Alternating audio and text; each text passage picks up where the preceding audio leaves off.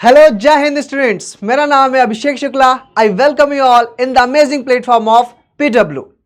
पिछले लेक्चर में हमने पार्ट 1 डिस्कस किया था अबाउट मनी एंड क्रेडिट, और आज का लेक्चर में हम पार्ट 2 डिस्कस करेंगे, आगे की कहानी को कंटिन्यू करेंगे।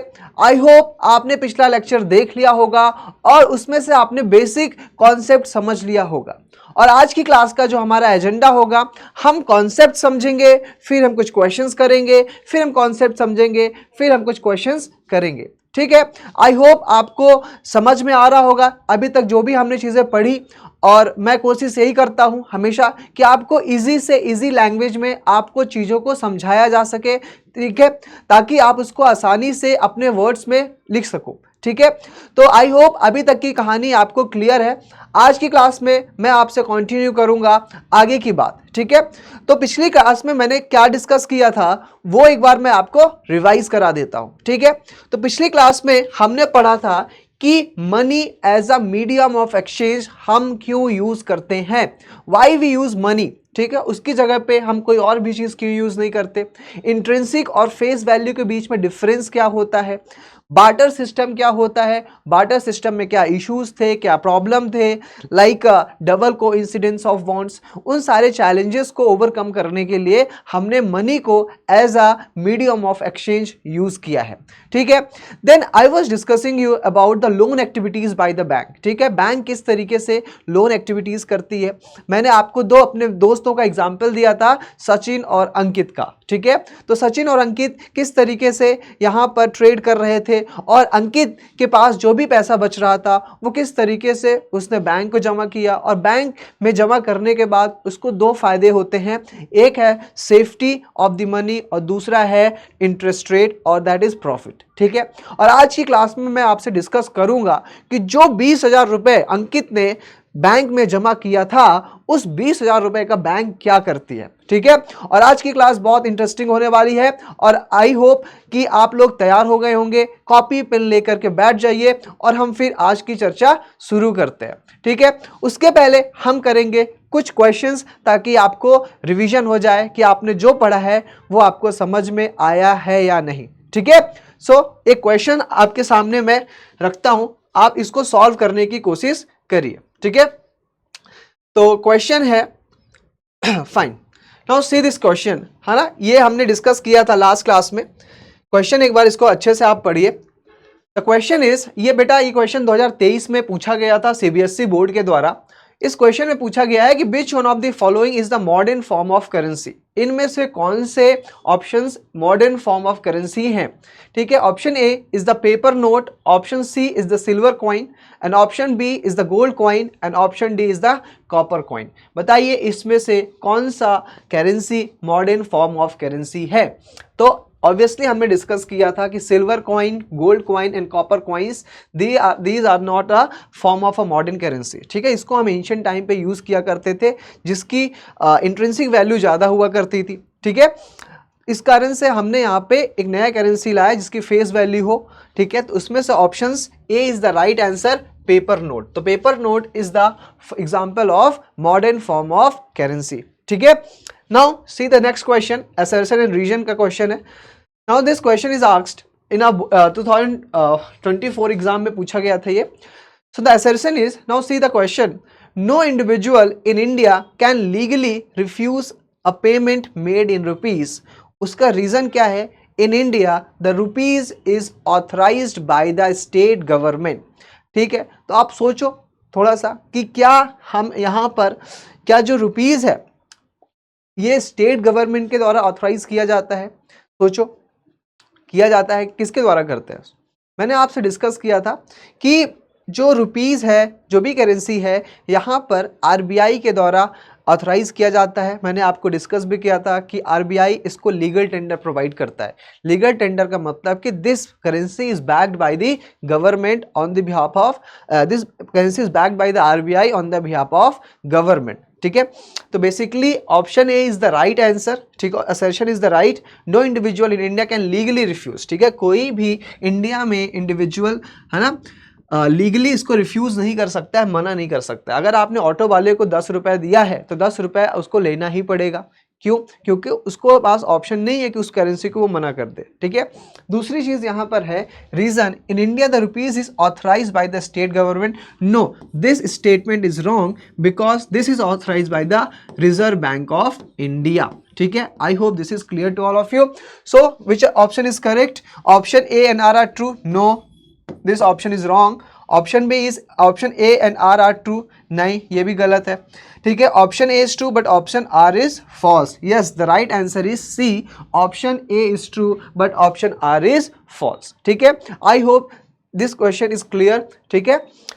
चलिए, तो अब आगे बढ़ते हैं। आज की क्लास में मैं आपसे डिस्कस करूंगा आगे की कहानी कि 20,000 रुपए जो अंकित ने जमा किए थे बैंक में, तो 20,000 रुपए का बैंक क्या करती है, ठीक है, और बैंक किस तरीके से पैसे कमाती है, ठीक है। ये सारी चीजें हम यहाँ पे डिस्कस करेंगे।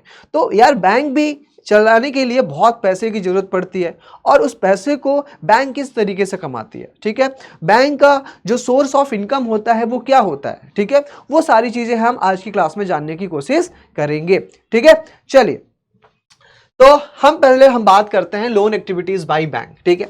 तो मैं वही चीज आपसे डिस्कस करूंगा कि जो मैंने आपसे लास्ट क्लास में डिस्कस किया था, कि हमने देखा था कि यहां पर जो अंकित भाई साहब थे, अंकित भाई साहब के पास, ठीक है, अंकित भाई साहब के पास कितने रुपए बचे थे? अंकित भाई साहब के पास बचे थे 20,000 रुपए, ठीक है। अंकित के पास बचे थे 20,000 रुपीज, ठीक है, 20,000 रुपए बचे थे। और इस 20,000 रुपए को अंकित भाई साहब क्या करते हैं? जमा कर देते हैं। किसके पास जमा कर देते हैं? ये जाते हैं बैंक के पास। किसके पास जाते हैं बेटा? ये जाते हैं बैंक के पास, ठीक है। हम बैंक बना लेते हैं यहाँ पर छोटा सा, ठीक है। ये गए अंकित भाई साहब किसके पास? बैंक के पास गए, ठीक है।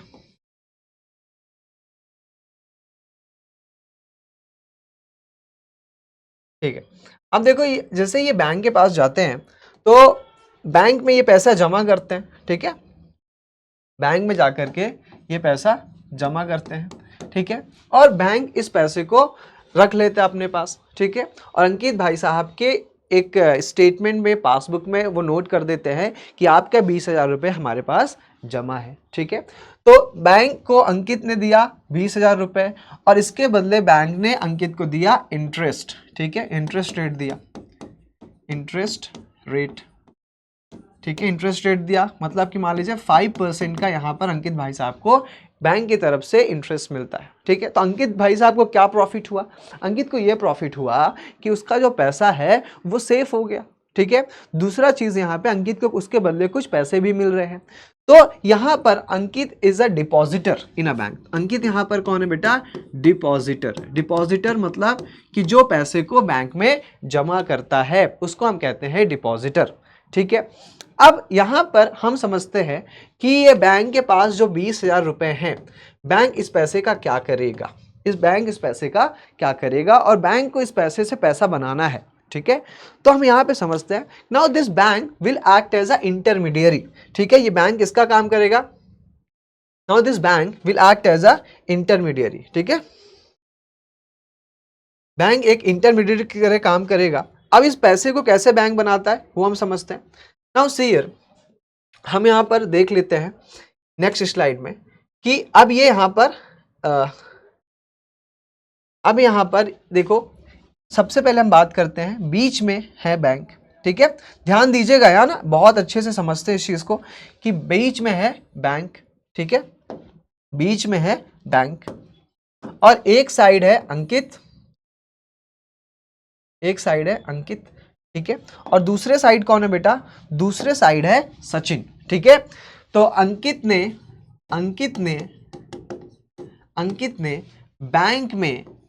बैंक में 20,000 रुपीज जमा किए। ध्यान से समझिएगा इस चीज को, है ना। अंकित ने बैंक में 20,000 रुपीज जमा किए, ठीक है। अंकित ने बैंक में 20,000 रुपीज जमा किए। इसके रिटर्न में बैंक ने इसको दिया, है ना, interest rate at the interest rate at 5%। कितने रेट में बेटा? 5% इंटरेस्ट रेट में अंकित को प्रॉफिट मिलेगा। अब बैंक के पास जो 20,000 रुपीज है, बैंक के पास जो 20,000 रुपीज़ है, बैंक इस चीज़ को क्या करेगा? अब मान लेते हैं फॉर एग्जांपल कि जो सचिन है, ठीक है, मेरा दोस्त सचिन है, ठीक है, तो सचिन आता है बैंक के पास, सचिन आता है बैंक के पास, ठीक है, सचिन आता है बेटा बैंक के पास। अब सचिन मान लीजिए एक शॉपकीपर है। सचिन कौन है? सचिन इज अ शॉपकीपर, ठीक है। अब इसके पास ऑर्डर आया है, ठीक है, इसको कुछ सामान खरीदना है, किसी भी चीज़ का प्रोडक्शन करना है मान लीजिए, ठीक है, तो इसको ऑर्डर कंप्लीट करना है। तो अंकित के पास लगभग यहाँ पर 20,000 रुपये की 15 मान लीजिए 15,000 रुपये की कमी हो गई, ठीक है। तो अंकित जाएगा बैंक के पास एंड बैंक को बोलेगा कि बैंक मुझे क्या कर दो, 15,000 रुपये तुम मुझे उधार दे दो, 15,000 रुपये तुम मुझे उधार दे दो। तो अंकित सचिन गया बैंक के पास और बैंक ने इनको दे दिया 15,000 रुपीज। कितना दे दिया बेटा? 15,000 रुपीज दे दिया। किस इंटरेस्ट पे? At the rate at interest of, यहां पे 5% इंटरेस्ट दे रहा है। अब यहां पे बैंक अंकित सचिन को कितने रुपए में कितने इंटरेस्ट में देगा बेटा? लगभग यहां पर ये देंगे 10% इंटरेस्ट रेट में। कितने इंटरेस्ट रेट में? 10% इंटरेस्ट रेट में सचिन को पैसे दिए जाएंगे। किसके द्वारा? बैंक के द्वारा, ठीक है। अब देखिए इस चीज को समझिए कि जब सचिन जब बैंक को पैसा वापस करेगा तो इसमें प्लस इसका जो प्रिंसिपल अमाउंट है, जो इसका प्रिंसिपल अमाउंट है प्लस जो इसका इंटरेस्ट रेट है, उसको मिला करके, principal amount plus interest rate को मिला करके बैंक को पैसा वापस किया जाएगा सचिन के द्वारा, ठीक है। बैंक को पैसा वापस किया जाएगा सचिन के द्वारा, जिसमें प्रिंसिपल अमाउंट कितना है? 15,000 प्लस उस पर लग रहा है 10% इंटरेस्ट, उसको मिला करके बैंक को यहां पर पैसा देगा। अब बैंक ने यहां पे पैसे कैसे कमाए, समझो इस चीज को। बैंक ने अंकित को दिया कितने इंटरेस्ट में बेटा? 5% इंटरेस्ट में। और वहां पर बैंक ने सचिन को दिया कितने इंटरेस्ट में? दिया बेटा 10% इंटरेस्ट में। तो यहां पर 10 माइनस 5 इक्वल टू 5% इंटरेस्ट का यहां पर बैंक को क्या हो गया? प्रॉफिट बाय बैंक, ठीक है। तो बैंक को यहां पर 5% का क्या हो गया? प्रॉफिट हो गया। तो यहां पर Ankit become depositor, and bank become lender, ठीक है। बैंक कौन हो गया बेटा? लेंडर, ठीक है। और यहीं पर जो सचिन है ही बिकम अ बोरोवर, ठीक है। सचिन क्या बन गया बेटा? बोरोवर बन गया, ठीक है। पैसे बोरो करने वाला बोरोवर हो गया, पैसे देने वाला लेंडर हो गया, और जो पैसे डिपॉजिट करने वाला हो गया उसको हम कहते हैं डिपॉजिटर, ठीक है। अब इस चीज को बहुत ध्यान से समझिए। बैंक का जो सोर्स ऑफ इनकम है वो कैसे हुआ?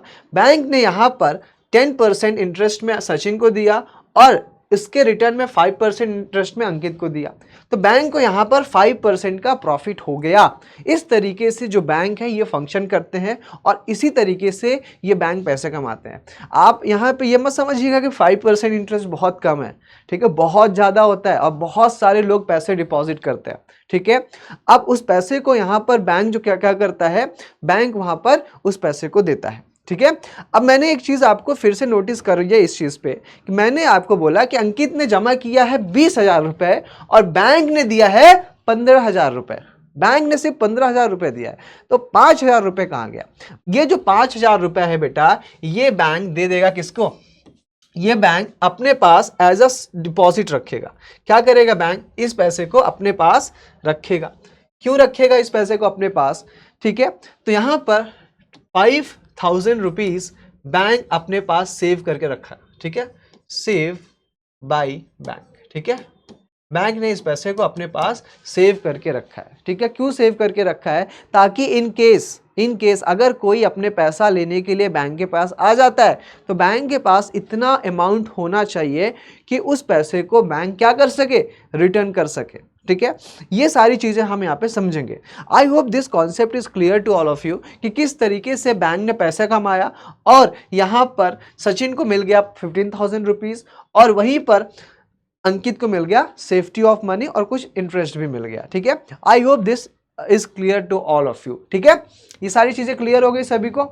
चलिए इसी चीज को हम एक बार स्लाइड में देख लेते हैं। देखिए मैंने आपसे डिस्कस किया कि यहाँ पर दो है पर्सन, एक है बेटा सेवर और द डिपॉजिटर और लेंडर। ठीक है, देखिए इस चीज को यहाँ पर क्या लिखा गया है कि यहाँ पर एक डिपॉजिटर है। ठीक है, इसने डिपॉजिट किया बैंक में पैसे। ठीक है, और इस पैसे को बैंक ने एज अ फाइनेंशियल इंटरमीडिएटरी इस पैसे को इन्होंने दिया बोरोवर को। इसके बदले बोरोवर ने लोन में जो रीपेमेंट किया प्लस इस पे इंटरेस्ट रेट पे पेमेंट किया। ठीक है, तो यहाँ पे प्लस इंटरेस्ट रेट लग गया और जो प्रिंसिपल अमाउंट है उसको मिला करके ये पर्सन बैंक को पे करेगा। अब देखो यहाँ पे देखो, जो बैंक डिपॉजिटर को इंटरेस्ट रेट पे कर रहा है वो लो है, कम है, और वहीं पर जो बैंक चार्ज कर रहा है बरोबर से वो इंटरेस्ट रेट हाई है।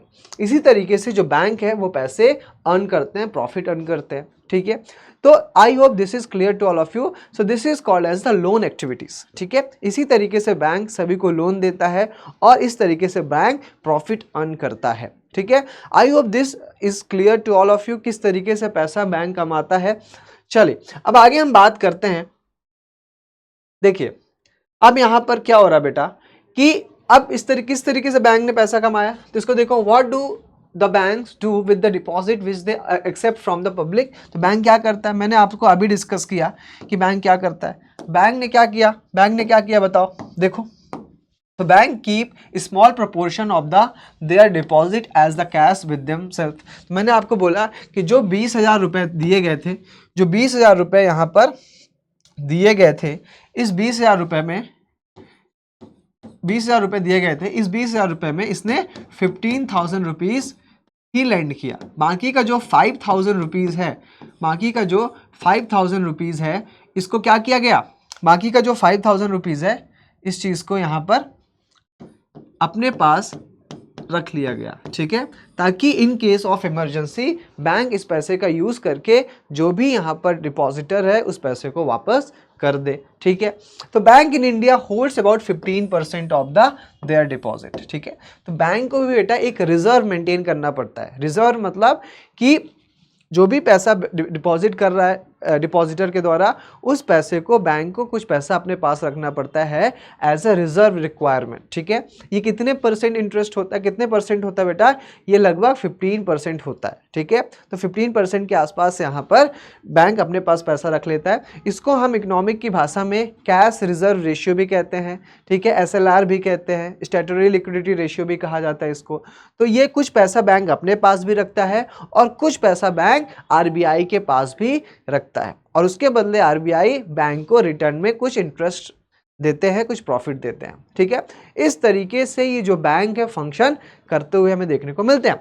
सो why this is keeped as a provision to pay the depositor who wants to withdraw deposited money at any time. देखो यार, बैंक को तो पता नहीं है ना कि कब डिपॉजिटर आ जाए अपना पैसा लेने के लिए। ठीक है, और आके डिमांड कर दे कि मेरा पैसा मुझे वापस दे दो। तो अगर बैंक सारा का सारा पैसा अगर लोन एक्टिविटीज के लिए दे देगा तो डिपॉजिटर को कैसे पेमेंट करेगा, डिपॉजिटर को कैसे पैसे देगा।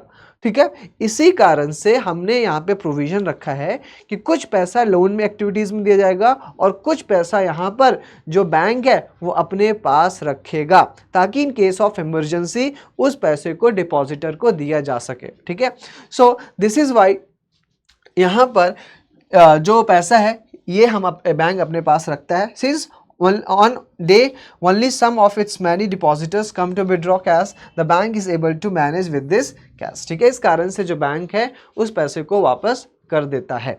ठीक है, I hope this is clear. चलिए अब हम समझते हैं यहाँ पर, अब मैंने आपसे डिस्कस किया कि where does the rest of the deposited money go, कहाँ पर जाता है बाकी का पैसा। मैंने आपको बताया कि the rest of the deposited money is used by the banks to extend the loans to the people. ठीक है, तो यहाँ पर कुछ जो पैसा बचता है उस पैसे को लोन एक्टिविटीज के लिए दिया जाता है। ठीक है, and there is a huge demand of the loan for the economic activities. ठीक है, तो यहाँ पर बहुत ज़्यादा डिमांड होती है ना लोन की, है ना, इकोनॉमिक एक्टिविटीज में। तो हमने यहाँ पर ये सारी चीज़ें अभी समझी। चलिए अब हम बात करते हैं इससे बैंक को कैसे प्रॉफिट होता है। तो bank charges higher interest rate. तो बैंक कितना चार्ज करता है बेटा, हाई इंटरेस्ट रेट चार्ज करता है। ठीक है, of the interest on the loans that they provide eight deposit. ठीक है, तो यहाँ पे मैंने बोला आपको, क्या से बोला, देखो इस चीज को समझो बेटा, है ना, बहुत अच्छे से। मैंने आपसे डिस्कस किया अभी कि जो डिपॉजिटर है, जो डिपॉजिटर है या फिर और जो यहाँ पर बोरोवर है, तो डिपॉजिटर और बोरोवर के बीच में कौन काम कर रहा है? यहाँ पे काम कर रहा है बैंक। कौन काम कर रहा है? बैंक कर रहा है काम। ठीक है, तो अब बैंक इस तरीके से काम कर रहा है। तो बैंक ने क्या किया, जो डिपॉजिटर है और जो बोरोवर है, तो बैंक ने डिपॉजिटर को क्या किया, एक बार मैं आपको फिर से बना के दिखा देता हूं। बैंक ने किस तरीके से पैसे कमाए, देखो समझो इस चीज को, मैं एक बार फिर से क्लियर कर देता हूं, अगर आपको समझ में नहीं आया होगा तो। देखिए मैं क्या कह रहा हूं कि जो यहां पर डिपॉजिटर है और यहां पर है कौन, बोरोवर, और बीच में कौन है, बीच में है बेटा बैंक। ठीक है, बीच में है बैंक और इधर है डिपॉजिटर, इधर है बैंक और इधर है बोरोवर। अब देखिए समझिए इस चीज को।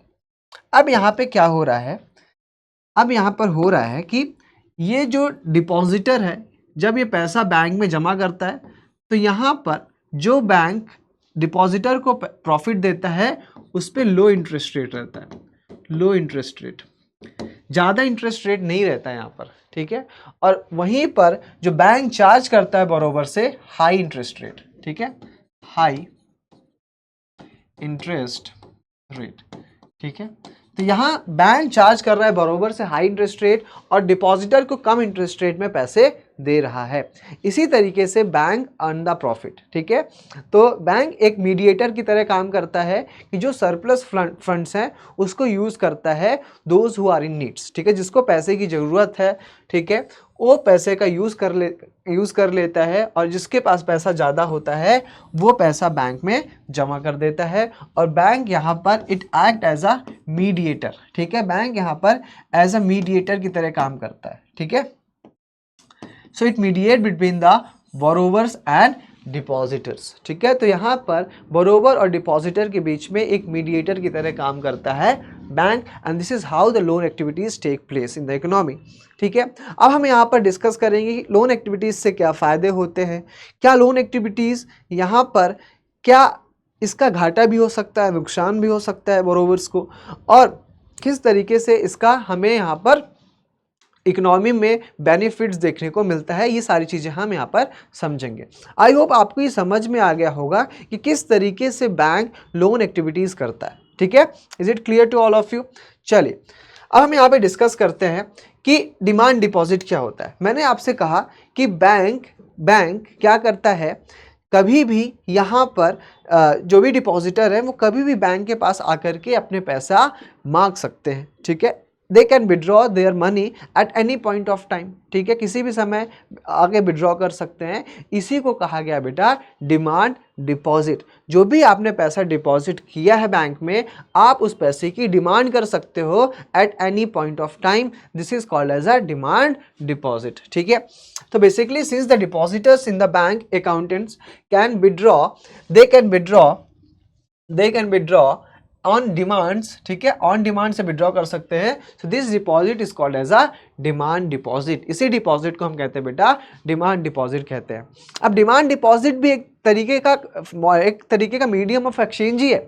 ठीक है, this is a medium of exchange. ठीक है, so demand deposit offer an another interesting facility. It is the facility which lends it the essential characteristics of the money that a medium of exchange. ठीक है, it also acts as a medium of exchange and demand deposit accepted widely as the means of payment along the currency. ठीक है, तो यहाँ पे demand deposit को भी as a medium of exchange use किया जाता है। ठीक है, फॉर द पेमेंट। ठीक है, समझ में आया? So this is also a form of a modern currency. चलिए अब यहाँ पे क्वेश्चन कर लेते हैं। Now see this question कि what portion of deposits are kept by the bank for their day to day transaction।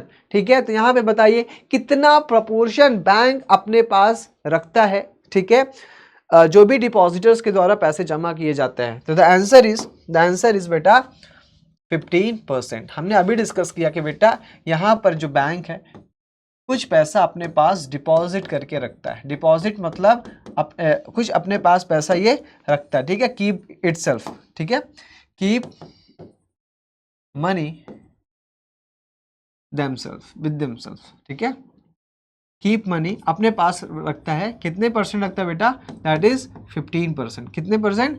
15% रखता है, ठीक है। So how much? That is a 15% पैसा यहाँ पर बैंक अपने पास रखता है, ठीक है। I hope this is clear to all of you. चलिए अब हम आगे की कहानी डिस्कस करते हैं कि अब देखो यार, दो सिचुएशन है यहाँ पे, ठीक है। अब हम यहाँ पे दो सिचुएशन की बात करेंगे, किस तरीके से यहाँ पे जो क्रेडिट है ना, वो फ़ायदा कर सकती है और यहाँ पर आपका नुकसान भी कर सकती है। तो हम क्रेडिट के पॉजिटिव रोल और निगेटिव रोल भी समझेंगे। अब आप ये सोच रहे होंगे कि क्रेडिट होता क्या? क्रेडिट वही है बेटा जो आपका दोस्त आपसे लेकर के गायब हो जाता है, ठीक है, जिसको हम क्या कहते हैं? उधार, ठीक है। तो आप उधार भी लेते हो। उधार क्या होता है कि आपने अभी पैसे ले लिए हैं, बाद में आप उसको चुकता कर दोगे, या फिर आपने अभी काम करा लिया है, ठीक है, और बाद में आप उसका पेमेंट कर सकते हो, ठीक है, कर सकते हो। So that is called as a credit, उसी को कहा जाता है बेटा क्रेडिट, ठीक है। तो basically a large number of transaction, ठीक है। तो यहाँ पे क्या हो रहा है बेटा कि हमारी इकोनॉमी में डे टू डे एक्टिविटीज़ में बहुत सारा यहाँ पे ट्रांजैक्शन होता है, बट कई बार लोगों के पास पैसे नहीं होते हैं। तो यहाँ पर जो क्रेडिट फैसिलिटी है वो हेल्प करती है। तो बेसिकली क्रेडिट लोन क्या होता है? It refers to a arrangement. ध्यान से इस डेफिनेशन को समझिएगा।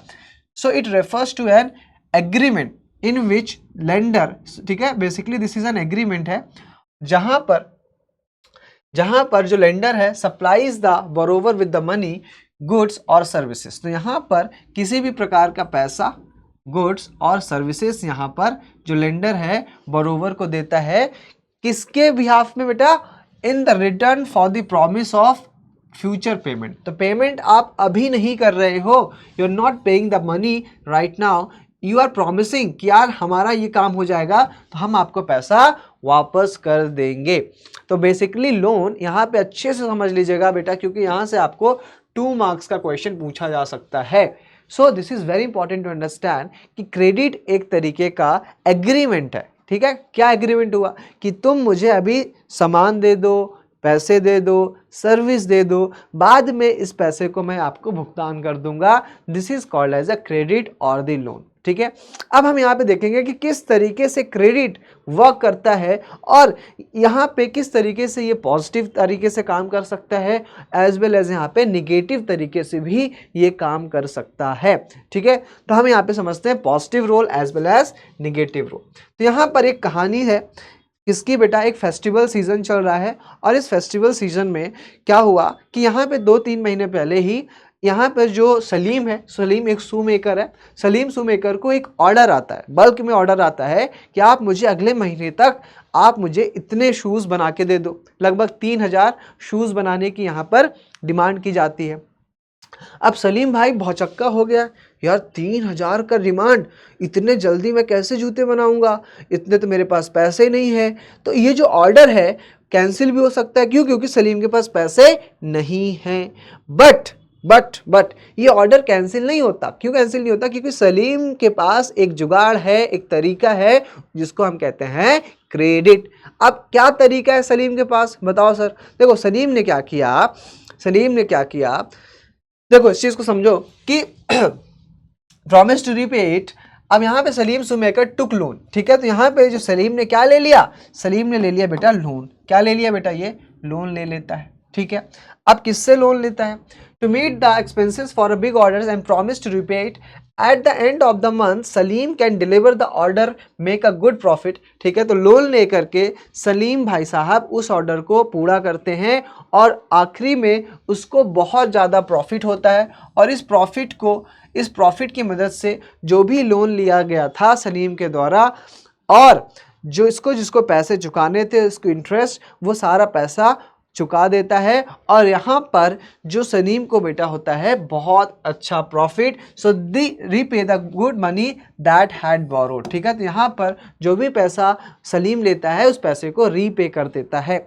अब इससे हमें क्या समझने को मिला? इससे हमें ये समझने को मिला कि जो सलीम को पैसे मिल गए, क्रेडिट मिल गया, पैसा मिल गया, उधार मिल गया to meet the working capital needs of the production. ठीक है, तो जूते बनाने के लिए बहुत सारी चीज़ों की ज़रूरत पड़ती है, लेदर हो गया, स्टिचिंग हो गया, ठीक है, तो यहाँ पे वर्कर्स हो गए, लेबर्स हो गए, तो यहाँ पे जो भी इसकी कैपिटल नीड्स थी वो फुलफिल हो गई with the help of credit, and the credit helps him to meet the ongoing expenses. और क्रेडिट की मदद से जो ऑन गोइंग एक्सपेंसेस थे वो फुलफिल कर दिए गए एंड कंप्लीटेड प्रोडक्शन। और समय से सलीम भाई साहब ने जो ऑर्डर दिया गया था उस ऑर्डर को कंप्लीट कर लेते हैं, and thereby increase his earning, और इससे जो इनकी अर्निंग है वो काफ़ी ज़्यादा बेटा इंक्रीज हो जाती है। ठीक है, तो आपको यहाँ पे समझ में आया होगा कि क्रेडिट ने किस तरीके से पॉजिटिवली जो सलीम का बिजनेस है उसको एक्सपांड करने में हेल्प किया। अगर यहीं पर क्रेडिट फैसिलिटी नहीं होती तो क्या सलीम यहाँ पर अपने बिजनेस को एक्सपांड कर पाता? मे बी पॉसिबल नॉट, ठीक है, नहीं हो पाता। बट यहाँ पे क्रेडिट फैसिलिटी की मदद से सलीम ने यहाँ पर इस ऑर्डर को पूरा कर दिया और उसका बिजनेस काफ़ी ज़्यादा एक्सपांड हो गया। तो यहाँ पे जो क्रेडिट है एक वाइटल रोल प्ले करता है सलीम के बिजनेस को एक्सपांड करने के लिए। ठीक है, चलिए अब हम इसका निगेटिव इम्पैक्ट देखते हैं। अब यहाँ पे देखिए एक स्वप्ना है, ठीक है, स्वप्ना एक तरीके की एक स्मॉल फार्मर है, ठीक है, she is a small farmer, ठीक है। तो अब स्वप्ना ने क्या किया, अब देखो यार, स्वप्ना एक फार्मर है, तो फार्मर को क्या जरूरत होती है? What is the need of a farmer? The need of the farmer is to meet the expenses, like उसको फर्टिलाइजर चाहिए, पेस्टिसाइड चाहिए, सीड चाहिए, ठीक है। तो यही क्रॉप्स को प्रोड्यूस करने के लिए जो भी यहाँ पे नीड्स होती है उसके लिए पैसे चाहिए होते हैं। तो यहाँ पे जो स्वप्ना ने क्या किया, जो उसके डे टू डे मतलब कि जो उसको फार्म करना था, जिसको उगाना था, मतलब बेसिकली ये मूंगफली उगाती थी, ठीक है, ग्राउंड नट्स उगाया करती थी। तो इनको ग्राउंड नट उगाने के लिए कुछ बेसिक रिक्वायरमेंट्स थी। उस रिक्वायरमेंट के लिए ये जाती है मनी लैंडर के पास। कहाँ जाती है बेटा? मनी लैंडर के पास जाती हैं, और मनी लैंडर से क्या ले लेती हैं? लोन ले लेती हैं। किसके पास गई? मनी लैंडर के पास गई, ठीक है, to meet the expenses of the cultivation. अब मान लीजिए जो लोन लिया गया था मनी लैंडर से, अब उसमें क्या होता है बेसिकली बेटा कि ये जो इनका एक्सपेंसेस था, ठीक है, इनकी जो क्रॉप थी बेटा ये फेल हो जाती है, ठीक है, and last year and take a fresh loan for the cultivation. अब समझो इस चीज़ को कि ये जो कल्टीवेटर है ना, इनको जो स्वप्ना किससे लोन लेती है? ये लोन लेती है बेटा मनी लैंडर से। किससे लोन लेती है? मनी लैंडर, ठीक है। तो मनी लैंडर कौन होते हैं? आपने देखा होगा, वो मुंशी होते थे, साहू होते थे, पुराने ज़माने में जो मूवी वाले होते थे, है ना, झोला लेके आ जाते थे, बोलते थे पैसा निकाल जल, है ना, नहीं तो अपने साथ 2 लठियार्स लेकर आते थे, है ना, बड़े बड़े एकदम मुस्टंडे लाठी लेकर के आते थे और घर में सीधे घुस कर पैसा मांगा करते थे। तो आपने वो मूवीज़ में देखा होगा कि किस तरीके से मनी लैंडर्स जो भी बरोबर्स हुआ करते थे उनको किस तरीके से वो परेशान करते थे, ठीक है। तो बेसिकली यहाँ पर हमें ये देखने को मिलता है। Just a minute.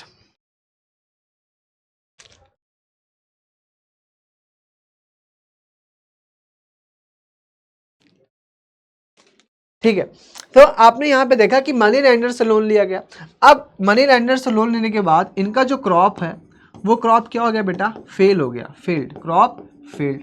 अब ये क्रॉप फेल्ड तो हो गया, लेकिन अब फिर भी इनको क्या करना है? स्वप्ना को पैसे चुकाने। जो स्वप्ना है बेटा, स्वप्ना को यहाँ पर पैसे तो चुकाने पड़ेंगे ना मनी लैंडर को। अब इनके पास जो क्रॉप था वो तो फेल हो गया। अब क्रॉप फेल होने के बाद क्या किया इन्होंने फ्रेश लोन लिया, ठीक है। तो स्वप्ना क्या किया? इन्होंने फ्रेश लोन लिया। किससे लिया? मनी लैंडर से ही लिया कि मुझे फिर से आप पैसे दे दीजिए क्योंकि मेरी क्रॉप फेल हो गई है, अब हम आपको पैसे चुका नहीं पा रहे हैं, तो आप हमें एक फ्रेश लोन दे दीजिए, जिससे हम क्रॉप प्रोड्यूस करेंगे, जो भी आपका पैसा होगा मैं आपको वापस कर दूंगी, ठीक है। तो however earning is not sufficient. हालांकि जो इनकी क्रॉप्स इन्होंने प्रोड्यूस की उसके इनका प्रोडक्शन इतना ज़्यादा नहीं हुआ कि वो इन लोन्स को चुका सके। Now she fell into the debt trap. अब यहाँ पर वो एक डेट ट्रैप में फंस चुकी है, मतलब कि उधार के एक माया जाल में ये फंस चुकी हैं, क्योंकि ये सबसे पहले मनी लैंडर्स के पुराने लोन को चुकाएंगी, फिर जो लोन लिया है नया उसको भी चुकाएंगी।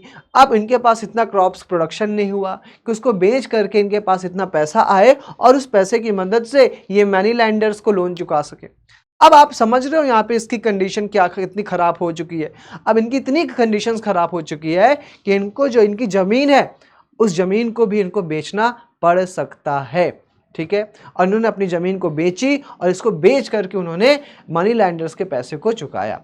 तो आप देख रहे हो कि पहले तो इनकी सिर्फ क्रॉप ही फेल हुई थी, लेकिन अब इनकी कंडीशन और ख़राब हो गई। क्यों? क्योंकि लोन तो चुकाने के लिए इन्होंने अपनी ज़मीन तक को इनको बेचना पड़ रहा था, ठीक है। So this is how loan activities can become a workshop, ठीक है। वहीं पर हमने सलीम का एग्जाम्पल देखा कि सलीम ने किस तरीके से अपने बिजनेस को एक्सपांड किया with the help of credit. But यहीं पर आप देख सकते हो कि जो सपना है इसने अपनी ज़मीन तक बेच दी बिकॉज इसके पास इतना पैसा नहीं था कि वो लोन चुका सके, ठीक है। So this is how credit play a negative role, ठीक है। I hope this is clear to all of you.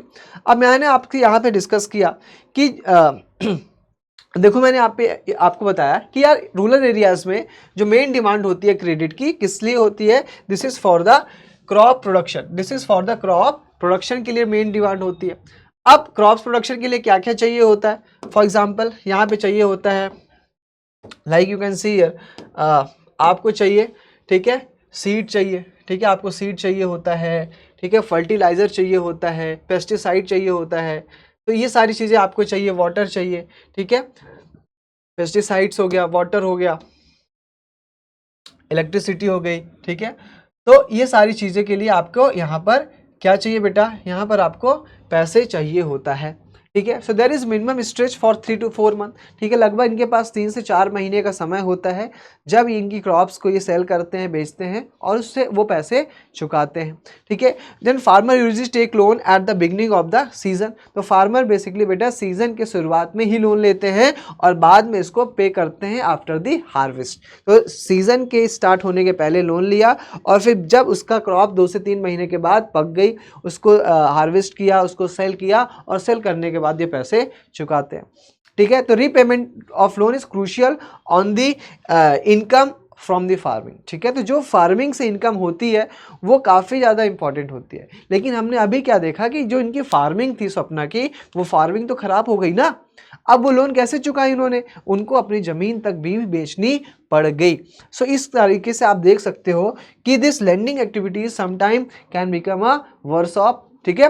Now Sapna's case the failure of the crop made loan repayment impossible. अब सपना के केस में हमने देखा कि जो रीपेमेंट था लोन का वो काफ़ी ज़्यादा यहाँ पर हमें देखने को मिल रहा था, इट बिकेम इम्पॉसिबल, क्योंकि भैया क्रॉप्स का प्रोडक्शन ही नहीं हुआ। तो अब आप कैसे लोन चुकाओगे, how you will repay the loan, ठीक है। आपके पास कोई ऑप्शन नहीं है। So she had to sell the part of land. मैंने आपसे अभी डिस्कस किया कि उसको अपने जो ज़मीन है, लैंड है जहाँ पर वो खेती करती थी, उसको बेचना पड़ गया, ठीक है। So the credit instead of helping Sapna improve earning left her workshop, ठीक है। तो यहाँ पे जो सपना की कंडीशन है वो और ज़्यादा बेटा क्या हो गई, खराब हो गई, ठीक है। समझ में आया। So this is the example of what is commonly called as a debt trap. So इसी चीज़ को बेटा कहा जाता है डेट ट्रैप। इसको क्या कहा जाता है, this is called as a debt trap. So debt trap is basically when the person is not able to pay the loan and to pay the loan he takes the another loan, ठीक है। तो आप एक loan को चुकाने के लिए जब आप दूसरा लोन लेते हो, इसी को कहा जाता है बेटा डेट ट्रैप, ठीक है। तो यहाँ पे सपना की कंडीशन बहुत ज़्यादा खराब हो गई because she fell into the debt trap, ठीक है। वो डेट ट्रैप में आ चुकी थी।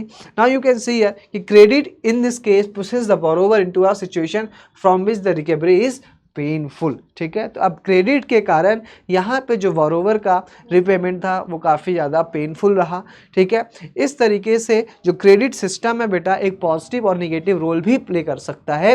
ये दोनों ही एग्जाम्पल आपको अच्छे से याद रखना है क्योंकि कई बार ये क्वेश्चंस पूछे जा चुके हैं।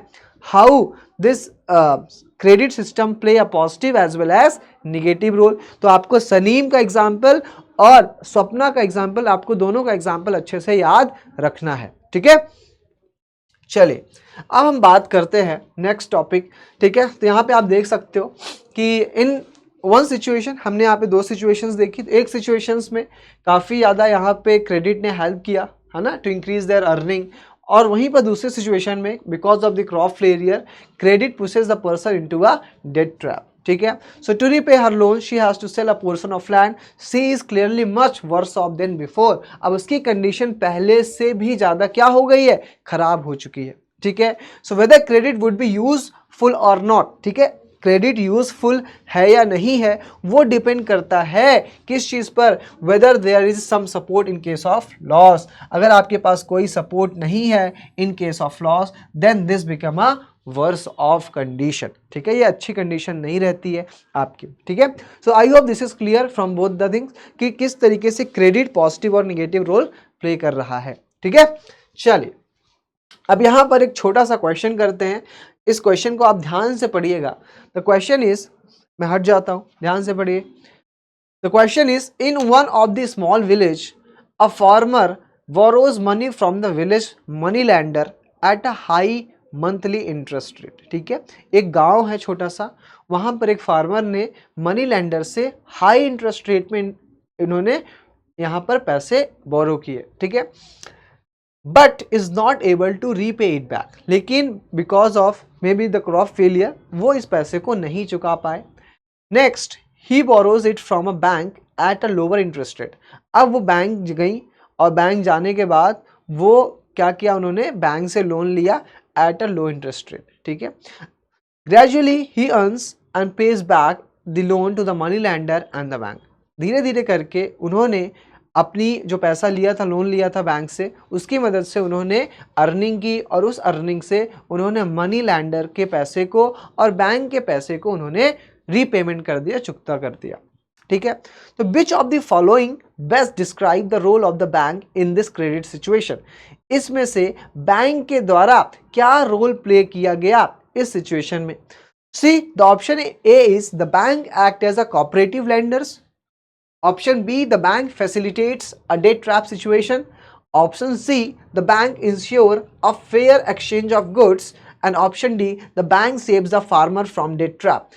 So I think the right answer is option D, because यहाँ पर जो फार्मर है उसको डेट ट्रैप से बैंक ने क्या कर दिया, बचा लेता है, ठीक है। तो I hope this is clear कि बैंक यहाँ पे it act as a saver, ठीक है।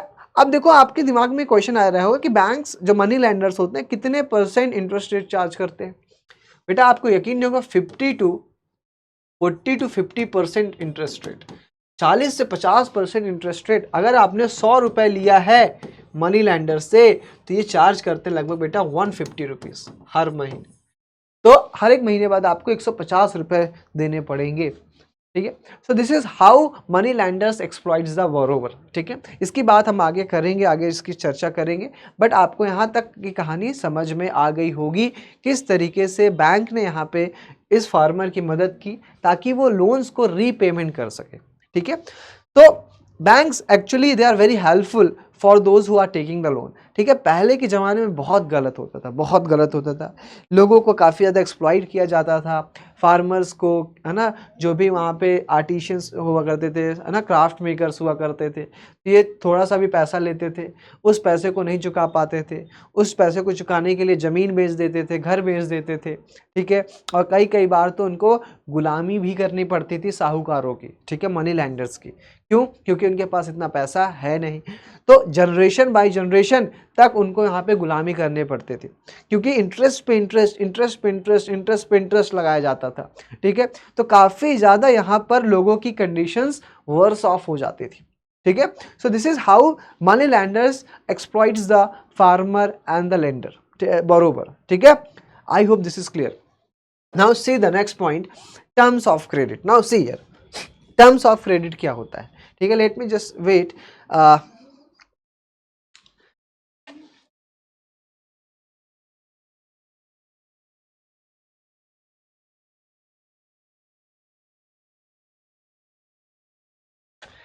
ठीक है बेटा, तो हम यहाँ पे डिस्कस कर रहे थे टर्म्स ऑफ क्रेडिट के बारे में। ये टर्म्स ऑफ क्रेडिट क्या होता है, देखिए, जब भी आप कहीं पर लोन लेने के लिए जाते हैं, किसी भी बैंक में लेने के लिए लोन जाते हो आप, तो आपसे कुछ यहाँ पर टर्म्स एंड कंडीशंस फुलफिल करनी पड़ती है, तब जाकर कि वो बैंक आपको लोन क्रेडिट करेगा। तो उसमें से क्या टर्म्स होती हैं, तो क्या क्या चीज़ें यहाँ पर तय की जाती हैं जब आप लोन लेने के लिए जाते हो। तो पहली चीज़ जो है बेटा, that is called as a interest rate. तो पहले यहाँ पे इंटरेस्ट रेट डिसाइड किया जाता है कि आप जो प्रिंसिपल अमाउंट ले रहे हो, जो आप पैसा ले रहे हो, उस पर आपको कितने % इंटरेस्ट रेट देना पड़ेगा।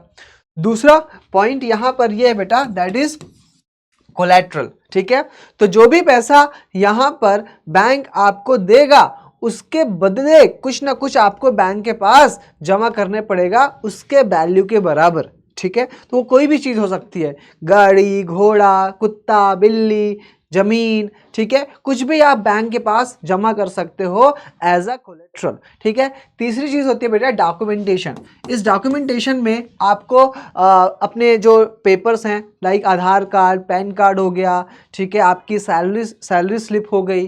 ठीक है, तो ये सारी चीज़ें आपको डॉक्यूमेंटेशन में देना पड़ता है। एंड चौथी चीज़ है बेटा द रीपेमेंट ऑफ लोन, कि बैंक को आप किस तरीके से रीपे करोगे। ठीक है, आपका मेथड क्या होगा रीपेमेंट का, जैसे आजकल ऑटो डेबिट हो जाता है कि जो भी आपने लोन लेते हो तो बैंक आपके अकाउंट से ऑटो डेबिट, मतलब ऑटोमेटिकली हर एक तारीख, एक महीने के 1 तारीख को यहाँ पर पैसे वो काट लेती है। ठीक है, तो आपका पेमेंट क्या जो तरीका होगा, क्या होगा, मोड क्या होगा, ये सारी चीज़ें यहाँ पर डिसाइड की जाती है।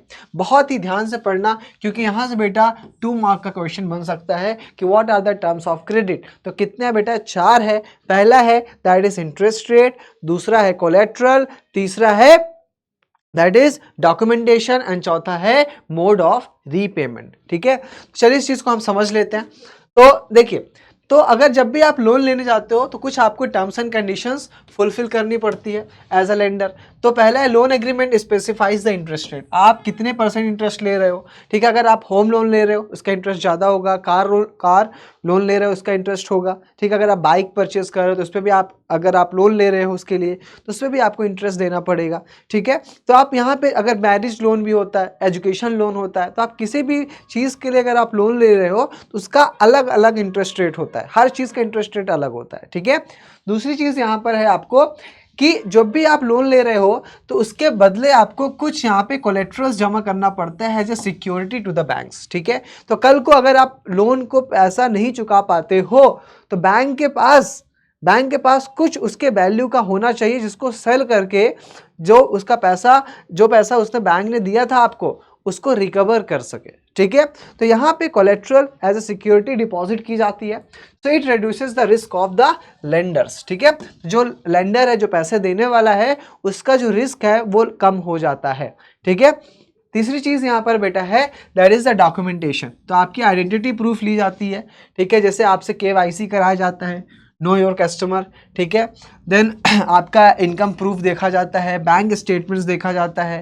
ठीक है, लोन इनवॉइसेस देखा जाता है कि आपने पहले कभी लोन लिया है या नहीं लिया है, और अगर आपने पहले कभी लोन लिया है तो क्या आप उसको रीपे किया है कि नहीं, कितने समय में रीपे किया है, कितने टाइम में रीपे किया है। तो बैंक वो सारी चीज़ें यहाँ पर डॉक्यूमेंटेशन में देखती है। ठीक है, और चौथी चीज़ बेटा, यहाँ पर एक मोड ऑफ रीपेमेंट आपको कम्युनिकेट किया जाता है बैंक्स को कि आप किस तरीके से पैसे को आप वापस करोगे। ठीक है, तो ये 4 चीज़ें हैं जो आपको याद रखनी है। पहली कौन सी चीज़ है, पहला बेटा पहला है दैट इज़ इंटरेस्ट रेट, दूसरा है कोलेट्रल, तीसरा है डॉक्यूमेंटेशन, और चौथा है that is called as the mode of repayment. ठीक है, so this is called as the terms of credit. ठीक है, तो इस तरीके से यहाँ पर चीज़ें डिसाइड की जाती है। अब कोलेट्रल क्या होता है, collateral is basically it is an asset. ठीक है, ये क्या होता है बेटा, ये एक तरीके का एसेट होता है जो कि बोरोवर्स क्या करता है, ठीक है, बैंक्स को देता है। ठीक है, ये बोरोवर्स का एसेट होता है। क्या हो सकता है बेटा, ये लैंड हो सकता है, फॉर एग्जांपल लैंड, आप जमीन के पेपर्स भी आप यहाँ पर बैंक्स को दे सकते हो, you can give the paper of land. दूसरा क्या बेटा, द सेकेंड वन इज आप यहाँ पर बिल्डिंग, ठीक है, आप घर गिरवी भी रख सकते हो। ठीक है, बिल्डिंग को आप गिरवी रख सकते हो। तीसरा क्या है, तीसरा इस बेटा व्हीकल। ठीक है, आप गाड़ी, कार, है ना, ट्रक, कुछ भी आप यहाँ पे गिरवी रख सकते हो। चौथा क्या बेटा, लाइव स्टॉक्स, है ना, आप गाय, भैंस, कुत्ता, बिल्ली, जो भी आप लाइव स्टॉक है वो भी आप बैंक्स में जमा कर सकते हो as a as a livestock, ठीक है। चौथा बेटा डिपॉजिट विद द बैंक्स, जो आपका डिपॉजिट है, जो पैसा आपने बैंक में डिपॉजिट किया है उस चीज़ को भी आप एज अ कोलेट्रल रख सकते हो। मान लीजिए अगर आपका 5 लाख रुपए बैंक में जमा है तो आपने बैंक को बोला कि हमारा डिपॉजिट वाला पैसा है 5 लाख रुपए, अगर इस इन केस अगर मैं पे नहीं कर पाता हूँ तो आप इस पैसे का यूज़ कर लेना, ठीक है। चौथा यहां पर हमने देख लिया, so uses this as a guarantee to the lenders until the loan is repaid, ठीक है। So it act as a guarantee, ये क्या काम करता है बेटा, ये एक गारंटी की तरह काम करता है। गारंटी मतलब कि ये गारंटी देता है वो लैंडर्स को कि अगर मैं पैसे जमा नहीं कर पा रहा हूं तो आप मेरा ये जो भी आपने कोलेटरल रखा है इसको सेल करके आप इस चीज़ को आप यहाँ पर पैसा रिकवर कर सकते हो, ठीक है। Now see here, note if the borrowers fails to repay, अगर यहाँ पे बोरोवर्स फेल हो जाता है रीपे करने के लिए, the lender has right to sell, ठीक है। लेंडर्स को एक अधिकार देता है, क्या देता है बेटा, राइट टू सेल देता है। क्या देता है, राइट टू सेल देता है कि आप इस चीज को, इस एसेट को क्या कर सकते हो, बेच सकते हो। You can sell the asset, ठीक है। जो भी एसेट आपने जमा किया था इस एसेट को बेचा जा सकता है, ठीक है। किसके द्वारा, बैंक्स के द्वारा, ठीक है। और इसको बेच करके जो पैसा है उसको रिकवर किया जा सकता है, ठीक है। I hope this collateral is clear. तो आप कुछ भी, है ना, कार, घर, पेपर, ठीक है, आप कुछ भी चीजें यहाँ पर जमा कर सकते हो, ठीक है। I hope this is clear. चलिए यहां पर एक क्वेश्चन है, इसको सॉल्व करिए।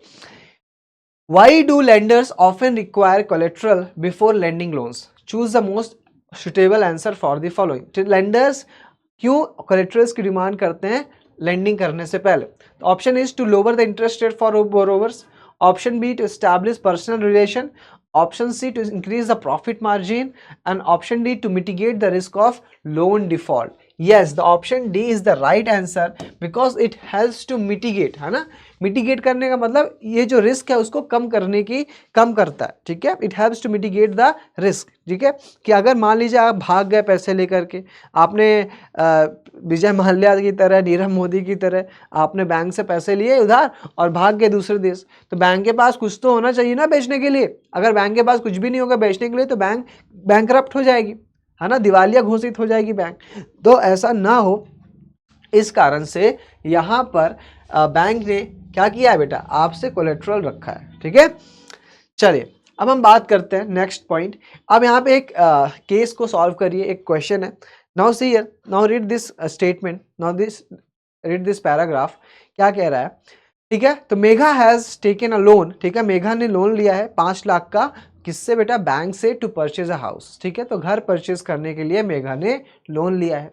The annual rate on the loan is 12%, ठीक है। ध्यान से देखो यहाँ पे 2-3 चीजें समझिए। पहली चीज क्या बोली गई है यहाँ पर कि मेघा ने यहाँ पर लोन लिया है, कितने का लोन लिया बेटा, 5 लाख का लोन लिया है। कितने का लोन लिया है, 5 लाख का, ठीक है। 5 लाख का लोन लिया है, कहाँ से लिया बेटा, बैंक से लोन लिया है, ठीक है। ये भी चीज़ देखिए, ठीक है। किस लिए लिया है, टू परचेज द हाउस, घर परचेज करने के लिए, ठीक है। कितने इंटरेस्ट रेट में, eight the interest rate of 12%, 12% interest rate में इसने बैंक से लोन लिया है। कब रीपे, कितने साल के लिए बेटा, 10 ईयर्स के लिए। कितने साल के लिए, 10 साल के लिए इसने लोन लिया है इन अ मंथली इंस्टॉलमेंट, जिसको हम कहते हैं बेटा EMI। क्या कहते हैं इसको हम, this is called as EMI, ठीक है। आप मंथली यहाँ पर बैंक्स को पैसे जमा करते हो, ठीक है। This is called as EMI। अब यहाँ पे देखिए, mega has submitted to the bank, bank ने मेगा में क्या सबमिट किया, उसके डॉक्यूमेंट सबमिट किए। क्या डॉक्यूमेंट्स में क्या क्या सबमिट किया, उसके एम्प्लॉयमेंट रिकॉर्ड हो गया, ठीक है, उसकी सैलरी स्लिप हो गई, ठीक है। And before the banks agreed to give her the loans, the bank retained as a collateral the papers of the new houses, ठीक है। तो बैंक्स ने एज अ कोलेट्रल क्या रखा बेटा, पेपर रखा ऑफ न्यू हाउसेस। ध्यान से देखिए इस चीज़ को, एज अ कोलेट्रल बैंक के पास क्या गया, यहाँ पर उसने घर के जो पेपर है, कागजात है, वो यहाँ पर उसने रख लिया कि जब तक आप लोन पे नहीं करते हो तब तक ये घर किसका है, ये घर बैंक का है, ठीक है। चलिए, so which will return to Megha only when she repays the entire loan with the interest, ठीक है। तो यहाँ पे लोन के साथ साथ इंटरेस्ट जब तक मेघा पे नहीं कर देती है तब तक ये घर मेघा का नहीं कहलाएगा, ये किसका कहलाएगा, बैंक का घर कहलाएगा, ठीक है। नाउ सी हियर, अब इसको हम सॉल्व करने की कोशिश करते हैं, ठीक है। Let's solve this. चलिए इसको सॉल्व करते हैं। तो लोन अमाउंट इन रुपीस, कितने रुपए लोन अमाउंट में दिया गया? 5 लाख रुपीस। कितना बेटा? कितना है? This is 5 lakh. कितना है? 5 लाख रुपीस। ठीक है, 5 लाख रुपए यहाँ पर बैंक ने लोन दिया। ड्यूरेशन ऑफ द लोन कितने टाइम तक के लिए दिया गया बेटा? 10 ईयर्स के लिए। कितने टाइम तक के लिए गया? 10 ईयर्स के लिए दिया गया। अब डॉक्यूमेंटेशन रिक्वायर्ड, इसमें क्या क्या डॉक्यूमेंट्स लगे? Employment record, employment record, employment record हो गया। ठीक है, एंड सैलरी स्लिप, जो भी इन्होंने सैलरी थी कि जहाँ से इनका पैसा आता है, सैलरी स्लिप, वो चीज़ रिकॉर्ड एज अ दे दिया। कितने इंटरेस्ट रेट में दिया बेटा? 12% इंटरेस्ट। कितने इंटरेस्ट रेट में? 12% इंटरेस्ट रेट में इन्होंने, बैंक ने इनको पैसा दिया। फिर नेक्स्ट पॉइंट देखिए, मोड ऑफ रीपेमेंट, किस तरीके से ये पे करेंगी? In the form of EMI, early monthly instalment में ये पैसा जमा करेंगी। ठीक है, देन कोलेट्रल के रूप में इन्होंने क्या रखा? House paper. ठीक है, जो हाउस पेपर है, ठीक है, यहाँ पे मैंने मेंशन भी किया है हाउस। ठीक है, न्यू हाउसेस का जो पेपर है, तो हाउस का जो पेपर है उन्होंने एज अ कोलेट्रल जमा किया है।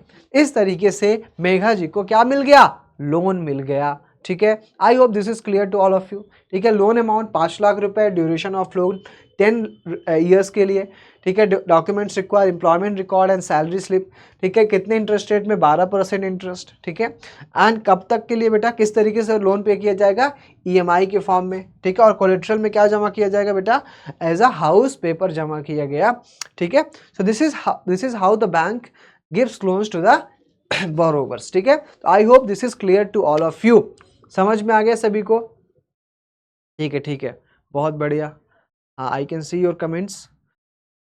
चलिए, thank you, thank you, thank you. चलिए आगे देखिए,